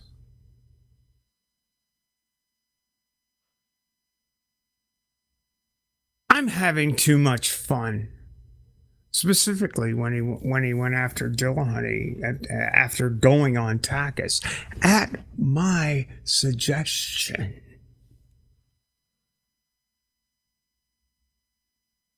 This is my problem. It's like, why should I continue to engage? And why should I even care? And I don't. I'll tell you, I don't. I know where he stands. I know he's my enemy. I know he wants to see me dead. I don't think that's true. That is an extreme case, Steph. Look. He wants to see my options. He wants to see my options limited. He wants to see people like me's options limited. My options are already limited by the fact that I'm 70 years old, although I did turn 21 today. But he would have made that impossible for me, and probably would, and probably will. So He'll support He'll support regulations against actually he won't.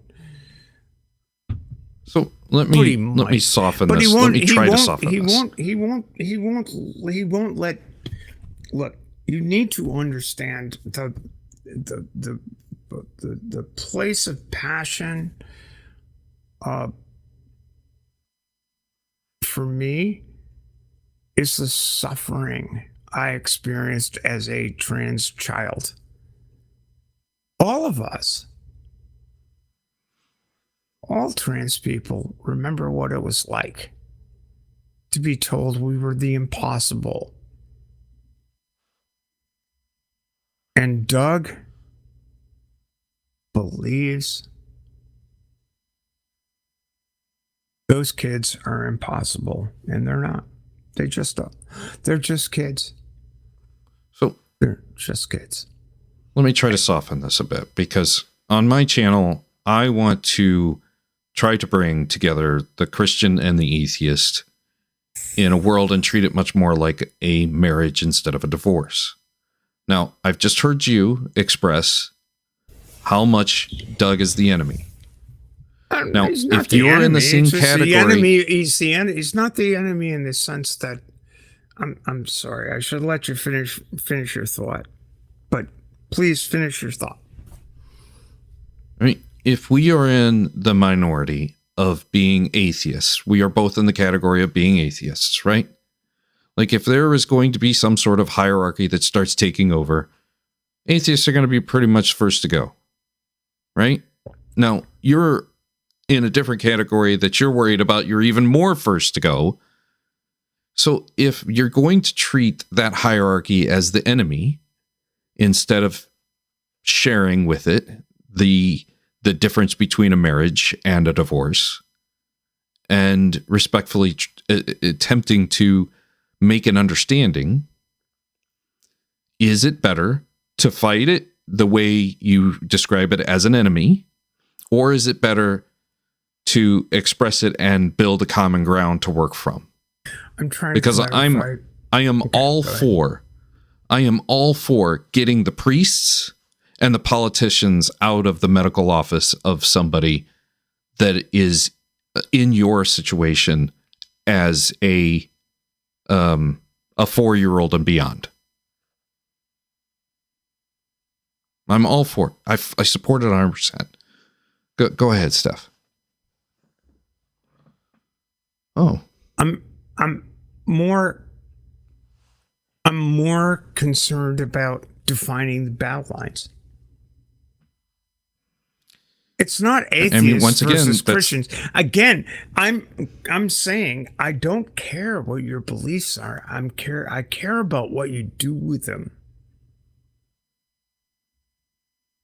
I mean, there's no. Look at Richard Dawkins.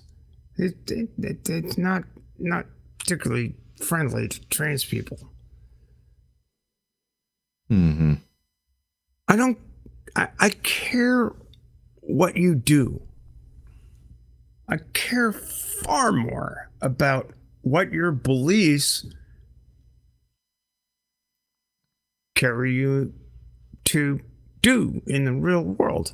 Now, Dawkins, his beliefs are in a strict sexual binary and gender binary. Those are his beliefs. Those are beliefs set aside from his atheism. I care about what people's beliefs cause them to do. I have family, close family, who are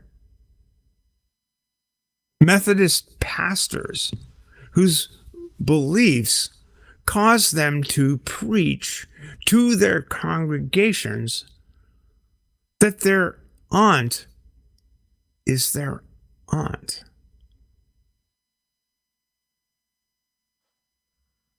Worthy of love, as who she is. Who should I trust more, Richard Dawkins or my nephew? You could always reach out to Richard Dawkins. God, Like you could, like don't. Like your personal story, your sharing, your voice, you can build that up. My voice hasn't.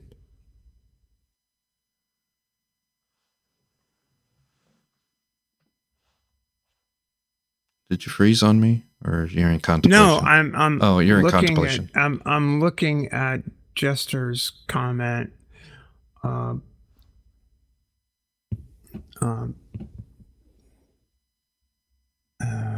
Yeah. Let's see if I can. I don't know if I can highlight this. The one where my steel man, Yeah. or Yeah.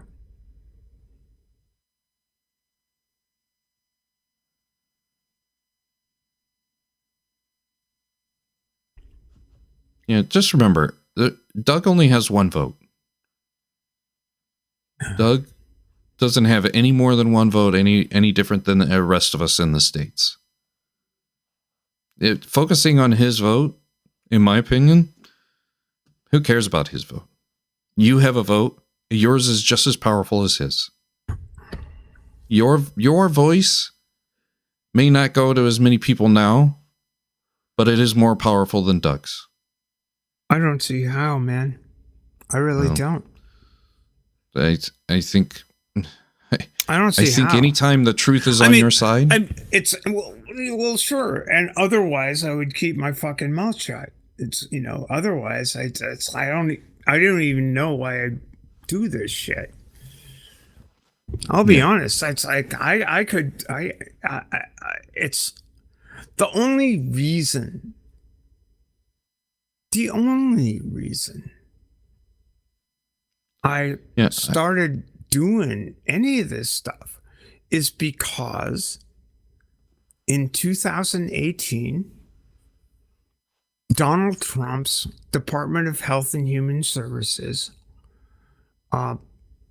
proposed a revision to the Federal Register for that department. That the way Congress passes laws, right? And then the executive writes shit into the Federal Register as to how to enforce the laws. Right? That's how we wind up with the laws that people can arrest you for. Well, Trump's HHS proposed a regulation that would define sex as, quote, immutable, and defined at birth.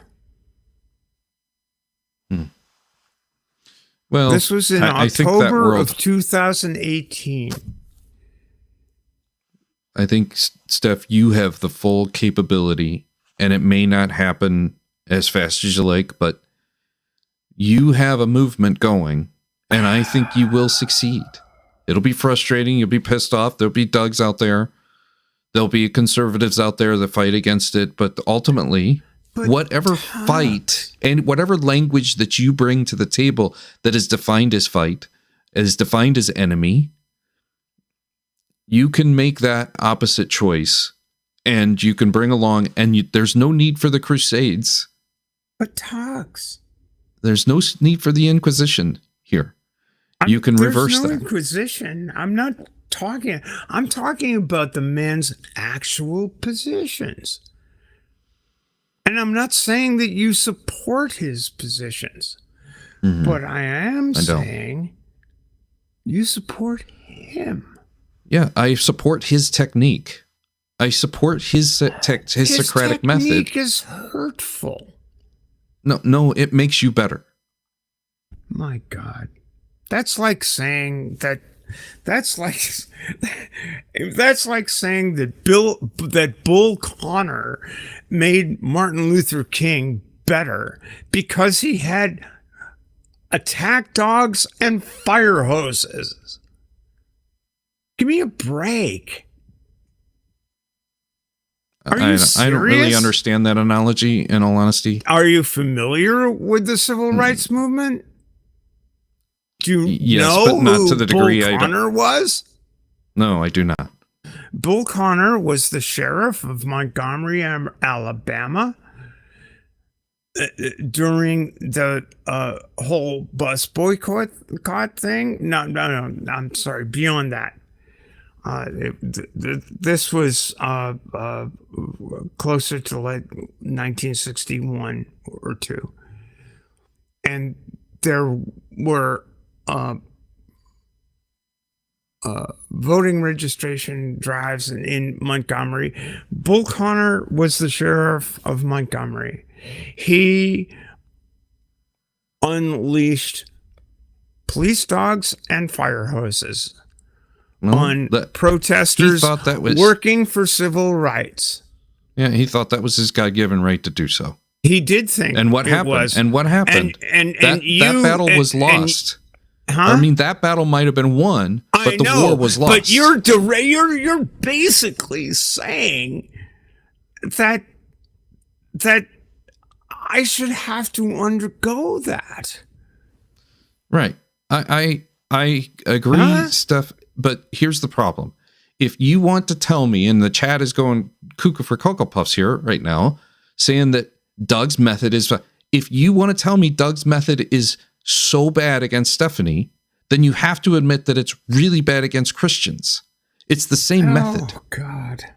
No. If you want to tell me that he isn't a force against the Christians, separate the meta. Get out of the meta. Get into the real. Get into the real, Nate. Don't just get out of the meta. Stop it. That's what what I'm saying is we've all got to get out of the meta and get into the real. We got to look at the real life impacts about people's beliefs, and we've got to question them and how they impact in the real world. Doug may be an atheist, but he holds really substantially harmful beliefs that affect real people in the real world. Yes. So Wes has nailed it. It's perfect way to explain it. I am not defending Doug with his, if you call it transphobe, I don't really think it's transphobe, but I believe the majority of the times that I have watched Doug, when he's had a conversation with you or about anything relating to this subject on his channel, I haven't seen 100% of it. I've seen, I think, at least 50% though. And the Socratic method is designed to help you come to the realization that you have your beliefs. You obviously have your beliefs because you've experienced them. Now, the data that he's asking you to provide, the answers that he's asking you to provide, he is using a method that makes you stronger at answering that information, providing that information, being a voice and an advocate for the future of the generation that you experience that hardly anybody else has and can explain to the rest of us. So the Socratic method works. It frustrates the piss out of people, and it's obviously done so with you. It's done so with me, but it makes you stronger. That's where I started on this tip. It's like, that's whatever. I couldn't agree more. I couldn't agree more with this comment.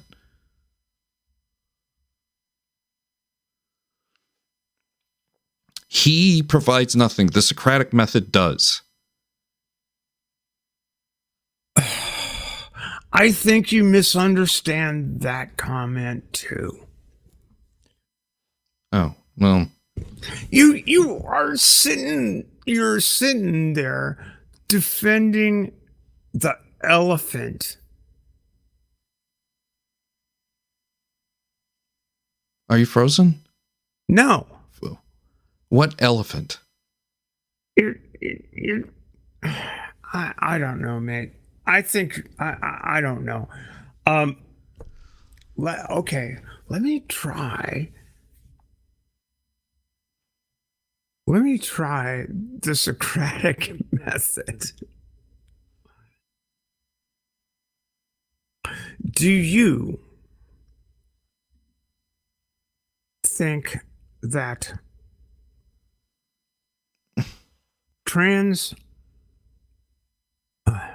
well, I just kind of hate this argument because I hesitate to engage in this because I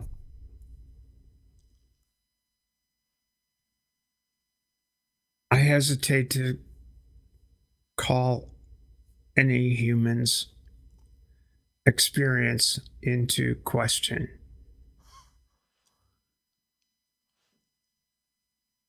And that's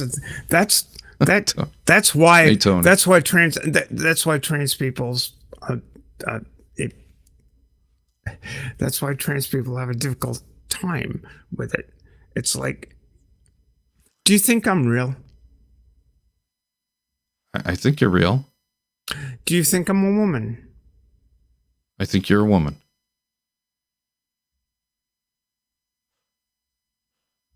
Do you think that your appreciating my womanhood depends on my gametes? On your gametes? Gametes. So how do you say demets? Gametes.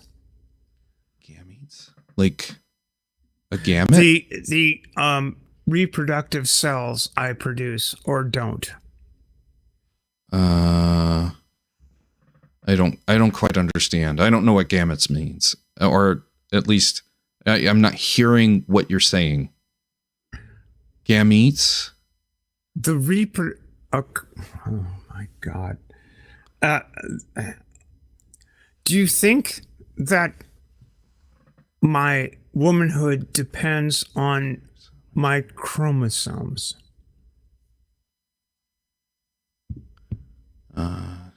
Male or female cell able to unite with an opposite sex from a zygote. Okay. All right. Say that again. What was the question? Do I had to look up what word you were saying. I had never heard it before.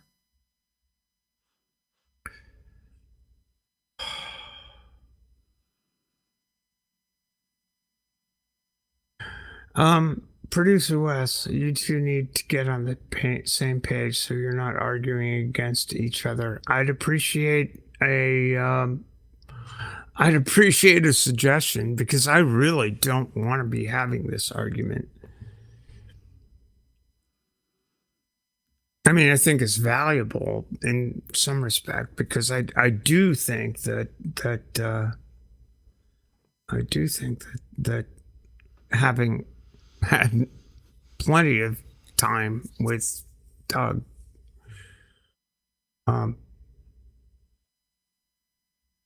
yeah, I think that's right. Doug doesn't have a big reach. He's just one who holds the same idea. This is a polarized subject, and you're absolutely right. I mean, it's kind of fruitless. We were having fun making fun of P-Town, but the problem I have is that in all honesty, Steph, the last two times you've been on the stream with me, you've kind of gone down this rabbit hole, and it's, I don't mind it so much. as long as it ties back into anti-theism. And it does have a little bit of a hand-holding at times. So that's why I don't protest too much. But just keep in mind the tool that Doug uses against Christianity, against Abrahamic religions. He uses that tool against you. And if you like it when he's using it against Christians, you have to understand that your cause, the cause I'm going to support you on, is going to have to be, you're going to have to be able to answer some tough questions. And if you're able to answer those tough questions, well, Doug, who is right now, well, your quote unquote enemy, will become your biggest advocate. Bullshit. And it's not bullshit. No, it's total bullshit. Dawkins, you don't like what he's saying now? You have a chance to change that. No, I don't. Well, I think you're naive. You're very naive. I am. If you think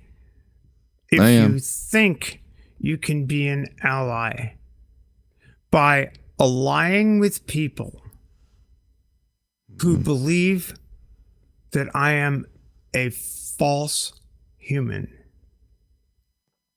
you're not. You're not, Tux. And you need to examine that. And if you think this was a rabbit hole, it's the same rabbit hole that Father Charles is going down. And I need to ask you if you're willing to be as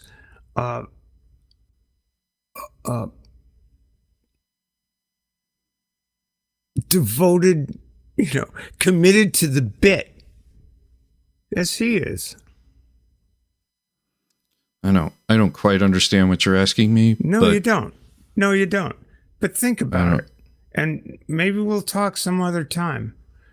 And I'm sorry to have gone down this rabbit hole. No.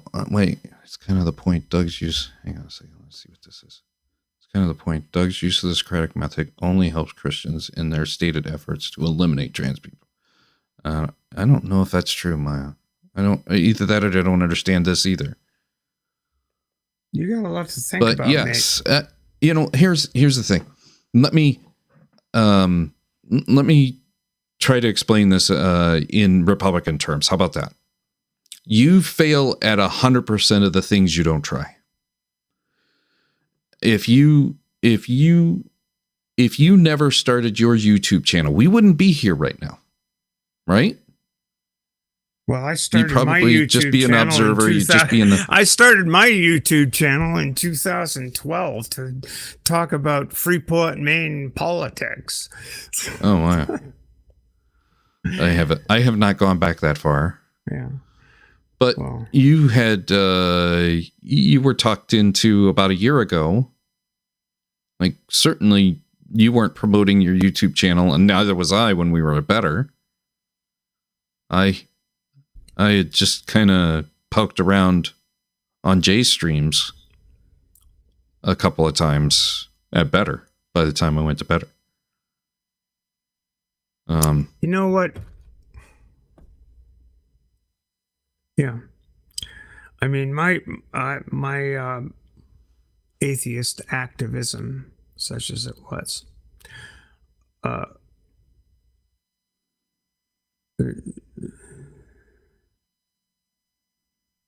got going around the atheist community of Austin, and I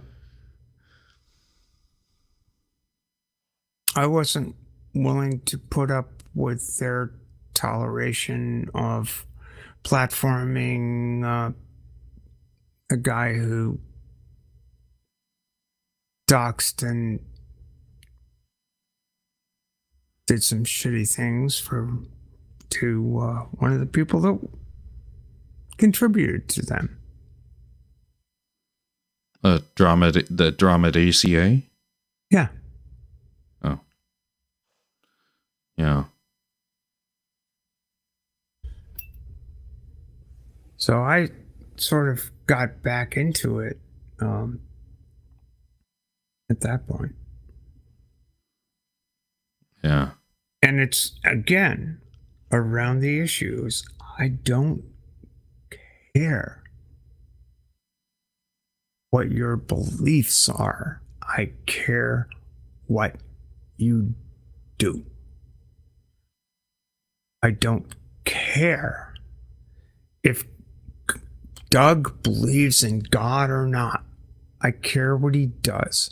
And he's a campaigner against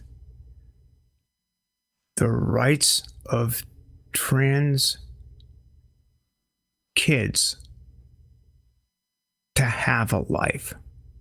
Mm-hmm. That's what I care about. That's what I'm passionate about.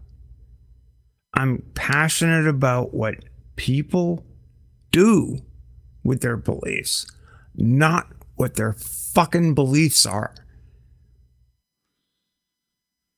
And what Doug does with his beliefs is antithetical to human thriving, or at least to humans like me thriving. Mm-hmm. Whether he has a God telling him that that's the way things ought to be or not. Let me steel man this just a touch. Do you believe Doug wants to essentially execute the trans a trans way? Do you believe he wants to literally get rid of all of you, as you just stated?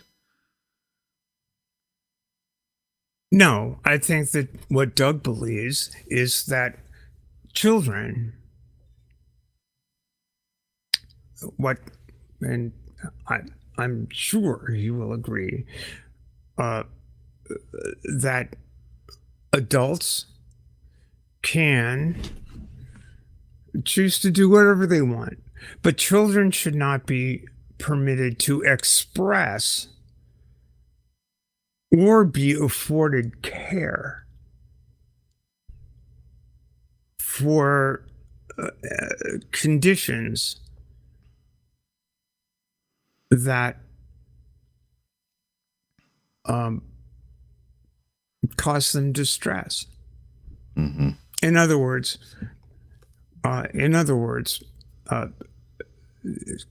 kids don't know who they are. And I believe that's a fallacious view. I believe that's a fallacious view from personal experience. I believe it's a fallacious view from the study of many years. I'm not the only child. When I was a child in the 1950s, who knew they were trans? And Doug doesn't believe that's possible. Doug, in his wisdom, believes that society as a whole should have the ability to forbid children like me and their parents and their medical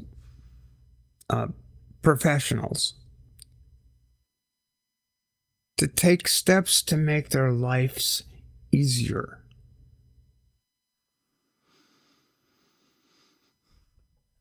I have had these conversations with him, and he is adamant about that. That's what he believes.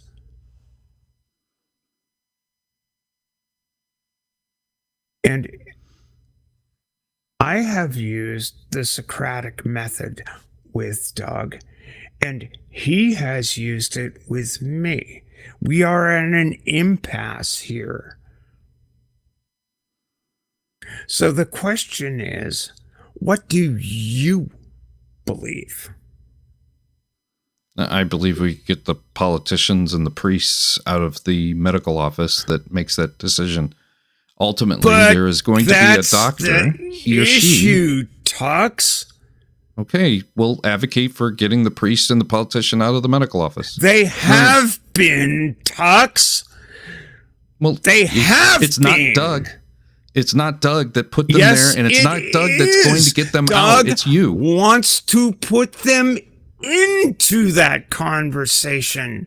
They have been out of that conversation until 2018. Like, your voice is going to be far better at getting them out than Doug's is going to be getting them in. I don't see how that's true, given the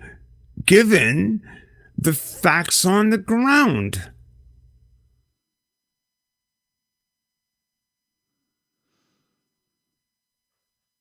Your I don't personal see how experience. that's true, given the facts on the ground. There are 28 states who have passed laws since 2019 regulating this kind of stuff with the full-throated support of Pine Creek Doug. And you sitting there saying it's not his fault. I don't see how Doug could possibly kidding me, man. Be responsible for whatever it is that you're fighting right now. You're fighting Doug's questions. You're fighting Doug's I'm data. fighting the You're fucking. I'm fighting what's happening. And yes, but that was happening long before Doug said a word. Oh, for fuck's sake! You must. If you want to get them out, you need to. Are you on residuals? I don't know what that means. What are residuals? I know what residuals are, but I don't know what I could be on that's called residuals. Dude. Look, you have a voice, you have a power. If you use that power, it kicks Doug's butt up one side and down the other. But I don't think what I'd love, I would love for us to not end this in any kind of animosity. We can go back to P-Town. We can. But Tux, what I'm trying to tell you, what I'm trying to convince you of, is that having, I appreciate your thinking that Pine Creek has an approach that you dig. What I can't appreciate, and what I would love to maybe convince you to come along as an ally in a fight that is existential for people like me, is to recognize that Doug's not. Mm-hmm. He's not. He just isn't. And I don't think he's a terrible human being.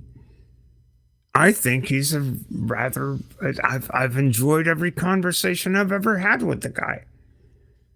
Well, but he's just not. He's just not. He's just not the. He's the guy who's going to vote for those laws. To use an analogy, an anti-war analogy, if you clench your fists, if I clench my fists like this, all right, if we fight, with our fists how much life is promoted versus if I cup my hands and I bring water to as many people as I can. You be the cup. You turn that cup into a mug. You turn that mug into a bucket, et cetera, et cetera, et cetera. Oh my God. That's how this build it like it's a seed.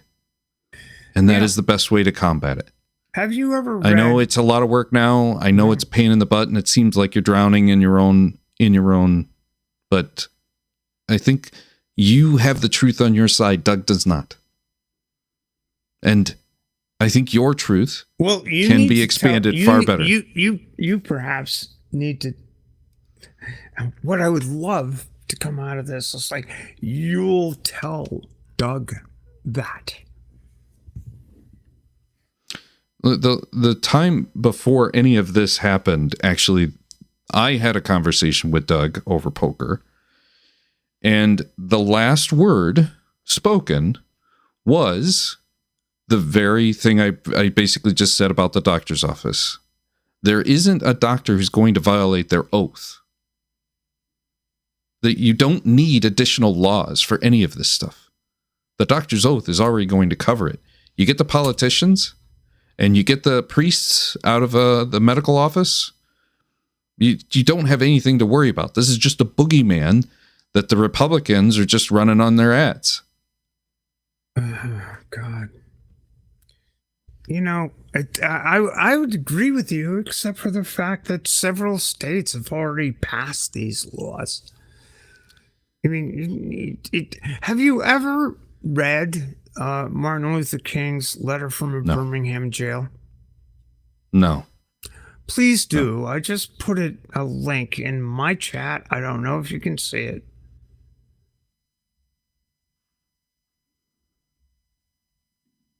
I'm not able to, but I'm sure it's on YouTube. We could probably play it. Yeah, it's africa.upenn.edu /articles_gen/letter_Birmingham HTML. Well, Steph, you need to I despair at the historical knowledge of people that didn't go through the civil rights movement, don't understand how hard we fought for the liberties you enjoy, and you're gonna throw us under the bus when we've tried. I've tried. My whole life, I've tried. Well, yeah, I agree. I agree with you, Steph. There is definitely something on the horizon in which you have to choose. You either stand up and fight for absolutely everybody, even in the ones you detest, or it's all over. I very much agree with that. You go, I go. To quote Backdraft. All day. Yeah. Giacomo Finane. I mean, I love you, man. I just want I'm honestly trying to get you to examine a little bit more carefully about where people at the tip of the spear stand, especially in the context of people who treat this as a joke. And honestly, Doug has said he is only doing this for fun. He does his channel for fun. Yeah. He uses the Socratic method. That's not an excuse. He uses demonizing people for fun. He uses, it was okay for him to demonize the Christians with that same method. It's okay to demonize anybody he's asking questions to. That's how it works. Really? Why do you think Socrates was essentially murdered? Why? Because he asked hard questions to people who didn't want to hear. Yes. No, he literally said he literally said after he went after Matt Dillahunty, after he went on Takis, and he decided that he was going to target Matt and Arden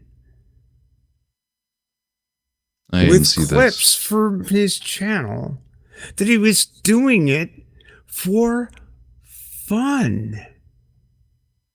That's not the Socratic method. I don't know what you're talking about. I haven't seen whatever this is that you're talking about. Because you've got your fucking eyes closed. Okay. Well. Thanks for having me on. Why? So.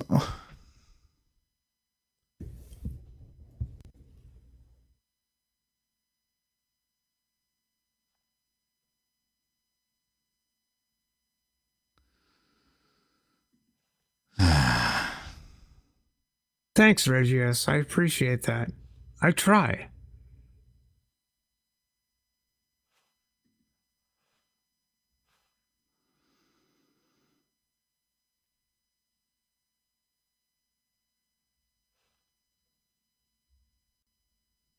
Yeah.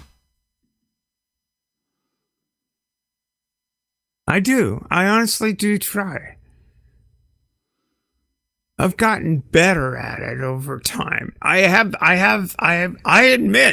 I've gone over the top on several occasions, and been a real bitch. Look, if I don't care if you critique me, I don't care if you think I'm stupid, because I am stupid. But I will say this: stupid. I'm just trying to convince you to take a real good objective look at what's going on here. If you liked Doug when he was using his method against the Christian, and now you don't like Doug because he's used it against whatever you're being questioned on, well, okay, then what are we talking about here? I'm talking seriously about what the end game is. Where if I personally, I'll say it again. I don't care about what you believe. I care about what you do with your beliefs. If it is more important to you to defeat Christians than it is to ensure human see you, Tony.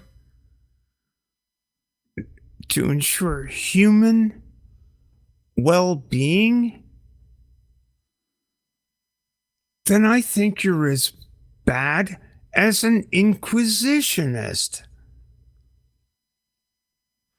Well, I disagree with that. Look, why? You do? Doug says a lot of things that I'm not going to agree with, and I'm going to defend his right to say them. Oh, he has a perfect right to be a bigot. I'm not, it's an absolute right to be a bigot. And he is. He's a bigot. Well, I think you can change that. I do. I can't. Well, I can't. I don't think it matters as much of an importance that you put on it.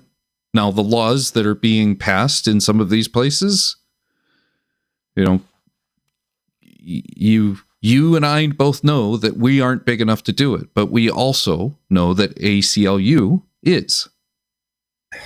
And supporting the ACLU on some of these, they'll fight them tooth and nail. They won't back down. Ultimately,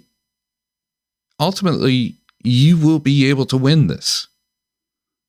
I know it's frustrating in the present.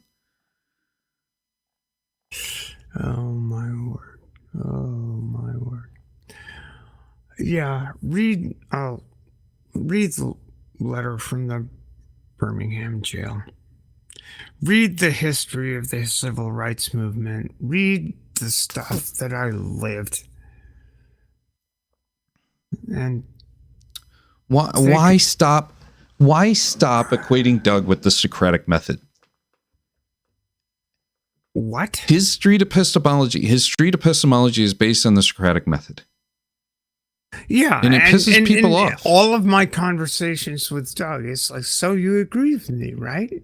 I mean, he uses the closing method, not the Socratic method. It's like always ABC. He's like ABC guy. It's not the Socratic method. It's like, oh, you agree with me, right? And it's actually funny, you know, when you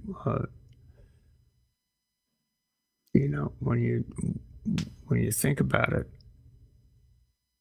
And it's cool. Doug does Doug. Doug does Doug. See? That's the attitude to have. Doug does Doug. You put a microscope, you put a magnifying glass on Doug, you build him up more than he actually is. I don't. But what I'm trying to do is like, don't be a Doug. Don't be an ally of that. Don't be an ally. Don't be an ally of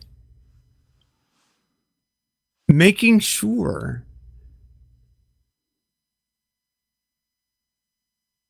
that his point of view becomes the majority point of view. I mean, that's what I'm trying to argue here, Tux. I'm not saying you need to disown the guy or hate the guy or anything. He's fine. It's a decent, you know, I'm sure he's a decent human being in his own sphere, but he just doesn't like. He wants to be able to, you know, his general outlook is that majority rules no matter what. And as I said in one conversation with him,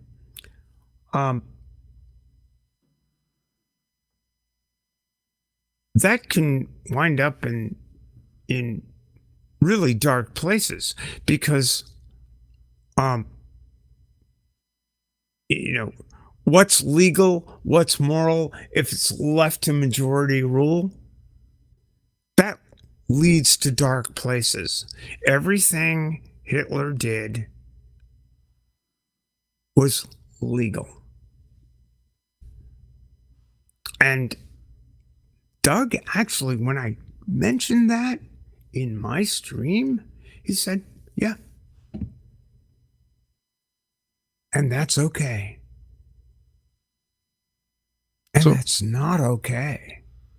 So how much of what Doug has said, and I suggested this earlier, Doug never did anything that put Christian lives at risk. That's the difference. If this is a true statement, and I disagree with this statement, I believe Doug has put Christian lives at risk. Actually, lots and lots of Christians who have come on. Because every single Christian, like you and I, previously, I'm assuming you were a Christian previously, Well, has had some variation of a PTSD coming out of the helldom of evangelical Protestant fundamental Christianity. And that puts lives at risk. Now, to say that Doug is putting lives at risk at his questioning, I think is ridiculous. At the worst, he's a pain in your ass. I didn't say he was putting lives at risk. I said in answer to his direct question, am I doing harm to trans people in my following, in my harping on this issue? My answer was yes. Are you putting people's lives at risk? Well, to the extent that you convince people to think that trans people are illegitimate, yeah. And to the extent that you're convincing people to support the passage of rules and regulations that prevent trans people, old or young, from accessing healthcare, and to the extent that you would support forbidding physicians from engaging in widely accepted medical practice, because you, as a I don't know, roofer. I don't know what Doug does for a living. I'm a stockbroker. I'm a stockbroker. I think I know better than the medical profession what trans people need for their health care. But I'm sitting in a state legislature and I'm going to pass those laws anyway. That's my issue. Again, I don't care what your fucking beliefs are. I care what you do with them.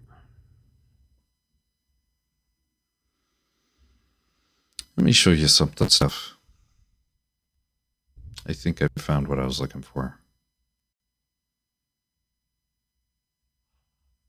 Let's see how long this is. Yeah, I think this is what I'm looking for.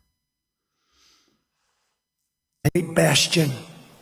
Perhaps some people will not like hearing this, but the only way you're going to remove the hundreds of thousands of people, and maybe throughout our nation, millions of people we're talking about, and help make our cities clean, safe, and beautiful again, is to open up large parcels of inexpensive land in the outer reaches of the cities, bring medical professionals, including doctors, psychiatrists, psychologists, drug rehab specialists, build permanent bathrooms and other facilities, make them good, make them hard, but build them fast, and create thousands and thousands of high-quality tents, which can be done in one day.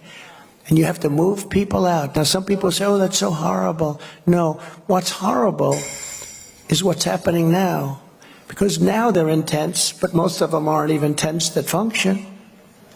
But we have to do it, because you can put up a tent in one day. It would be 2 years, 3 years, long time if you're going to build housing that would take care of the kind of numbers that we're talking. We're talking about hundreds of thousands and probably millions of people. It will be the ambition of these people. To this word salad. Why do you think that they're going to round up the homeless so our cities are more beautiful again? Who do you think is next? Is it the atheists? Is it the trans? Is it I already know the answer. Whoever the religious organization that the Christians deem the next enemy? I mean, that right there is where the front line is. It's the homeless. If Trump gets in office, it's the homeless. He's going to round them up, put them in concentration camps. He's going to call beautiful and build them hard. That will be the first sign. That will be the first sign right there. You're next. I'm next. We're all next. And if we live in a world in which we don't let that first domino fall,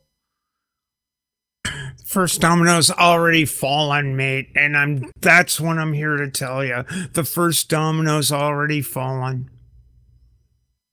Trans children cannot access health care in Missouri, in Texas, in Florida. The first domino's already fallen, and you don't fucking see it, and neither is Pine Creek, and God damn it. You know, you're 3 steps behind. And you haven't done anything yet, and I don't see that you're going to do anything anytime soon. And you're sitting there making fucking excuses for a guy who thinks that it's okay. To me, Stephanie, what you just did, your explosion there against Doug, is the Streisand effect. Fuck you. Fuck you. Fuck you. Fuck you. Thank you. Don't need to deal at this point. You can do better than this. It's true. Every fucking single word I just said is true. I understand it's true. Open your eyes, mate. But putting your focus on Doug is not going to do a fucking thing. It's not Doug. Right now, my focus is on you. That is You're who you were blind. talking about. That's who you were pointing the finger at just now.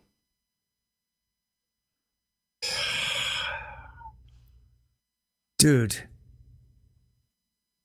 Why point the finger at Doug? Okay. I'll point the finger at you. I'm Victor blaming. Come on, punk. You two punk. Give me a break. No, I won't. You know, I am. No, I'll point the finger at you.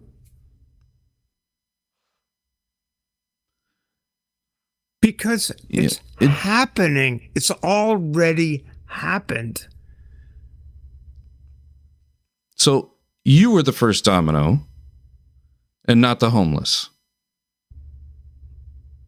We're rounding up the trans. We're rounding up the trans and putting them someplace where there's going to be excellent medical care and bathrooms and. My God, man. No, I don't think so. Trans children and families are right now denied access to medical care in Texas and Florida and Arkansas and Missouri and Utah and Idaho right now. And here's the thing. Doug has zero influence on any of that. So why focus on Doug? Oh my God. Why focus on me? Why are you focusing on Doug? I am saying that his ideology, the words he is saying is in support of what is happening now. Okay. And what are you doing about it? What do you want me to do about it? Because it's not Doug. Support him, Tux. Doug has nothing to do with it. You just mentioned something in Texas. Doug has zero influence on Texas. He's not even going to vote in Texas. His God, vote's going to be in man. Arizona. My God, why are you supporting him? Why is it so hard to basically say he's wrong? I don't have any problem saying Doug is wrong. I said that probably 2 hours ago. However, Doug's method is to make you stronger. The Socratic method makes you stronger. Mate, I do not need other people to make me any stronger than I am now. I've had plenty of people throw their Socratic method at me from when I was 3 years old. Well, then you have the truth on your side. And Doug does not. Your story is far better than Doug's. And putting him on a pedestal as somehow the one worthy of the blame in all of this. You're the guy putting him on a pedestal. I think the guy's an asshole. But you're unwilling to basically say, the guy's an asshole. Okay, I agree he's an asshole. What does he have to do with anything? He doesn't provide you with any solace. He doesn't provide you with any future. He has zero voice in this, in my opinion, compared to yours. And well, if you put him as the one, if YouTube punk is going to point the finger like this, as it was said somewhere around, I don't know, I can't find it.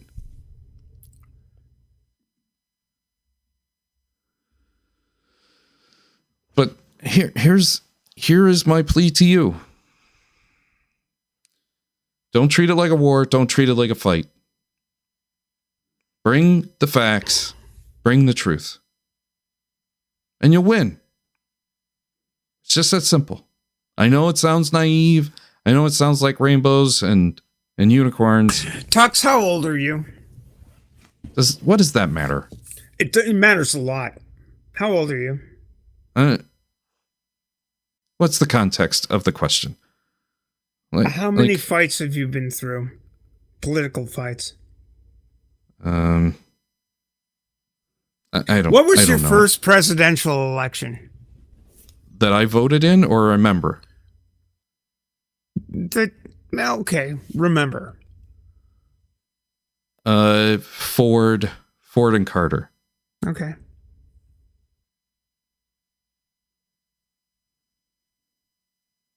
That you voted in. George W.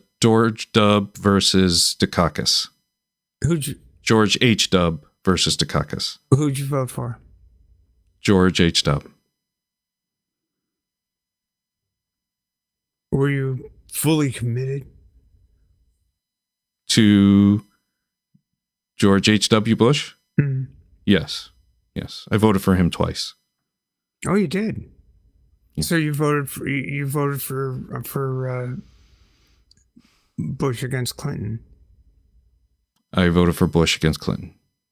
Who'd you vote for in the next election? I voted for Kemp and Doyle, if I remember correctly. So you've been on Kemp, the right I didn't side like of Doyle. history all the way along. Yeah. Yes. I did not vote in 2004, but that would have been the first election I would have voted for a Democrat. And that was for Kerry. But I didn't make it back. I didn't make it back to hometown. I was supposed to go back the night before, and it was just pouring rain. I almost had an accident about a mile away from where I was living in a borrowed car, and decided it's not worth going and voting. So, I just wanted to get a sense of what your, where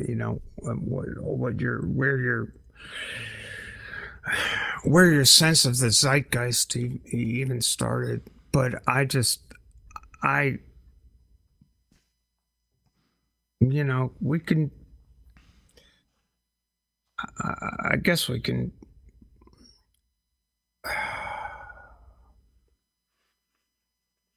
Look, I know that my arguments are fine. I've argued against Doug himself. It doesn't matter. The guy doesn't matter to me at all. Mm-hmm. What matters to me is the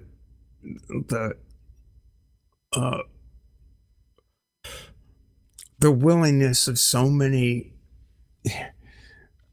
within this orbit to just excuse his rampant racism, transphobia, etc., and so forth. The guy's not a good guy. I disagree with that. Personable guy, kind guy, probably great to his friends, good to hang out with. But the way he plays to his audience. Did you see how he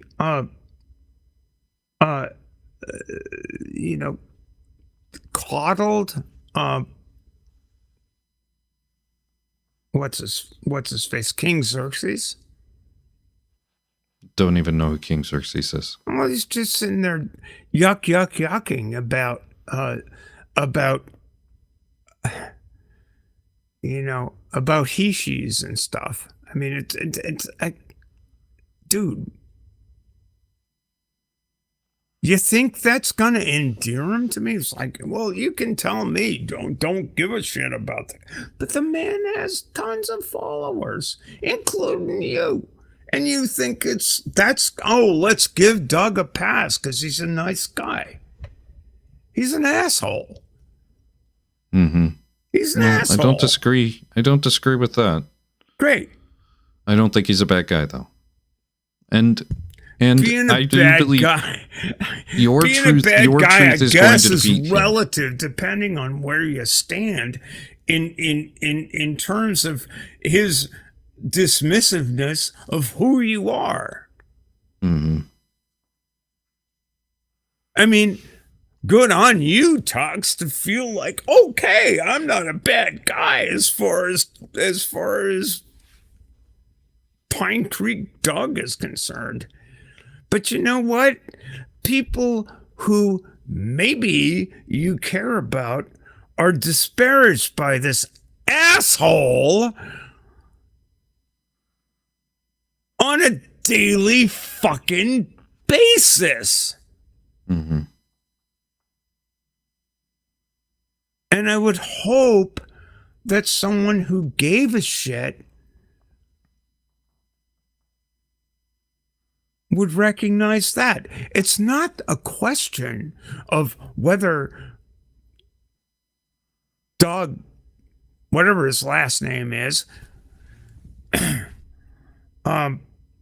has massive influence on the next presidential election or not, or whether I do, or whether you do. Just, this guy has a shit ton of followers on his main, on Maine, and I don't know, 6,000 or whatever on politics. It's like, the guy's an asshole. Yeah. Well, I'll agree with you there. I don't believe he's a bad guy. And diplomatically, I will agree with, I'll agree with you. There is a lot of things he does not need to be saying anything about trans, but he's chosen to. Because it's fun for him. He's having fun with it. and he's having fun with it at somebody's expense. And he doesn't give a fuck. And apparently you don't either. Purple, I think you and Steph have more influence on this subject than Doug does. Yeah, but we don't have any influence on you because you won't disown the guys having Why would I disown him? Fun. Why would I disown at him? our expense?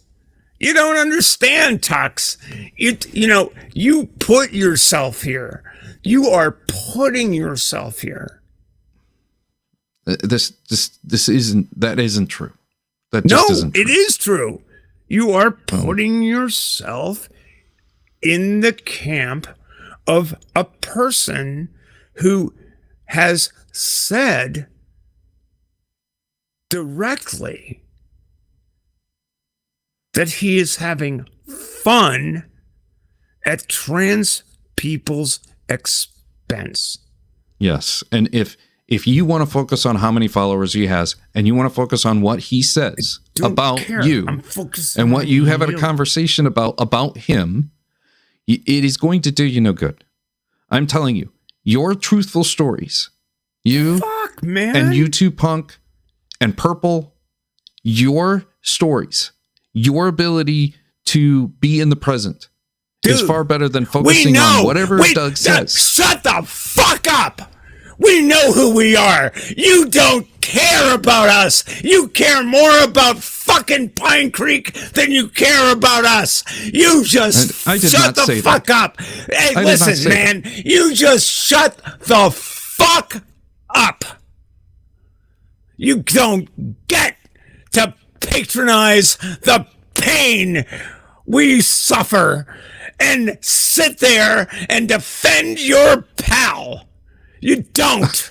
You don't, and you can fuck off. There you go. Good day, sir.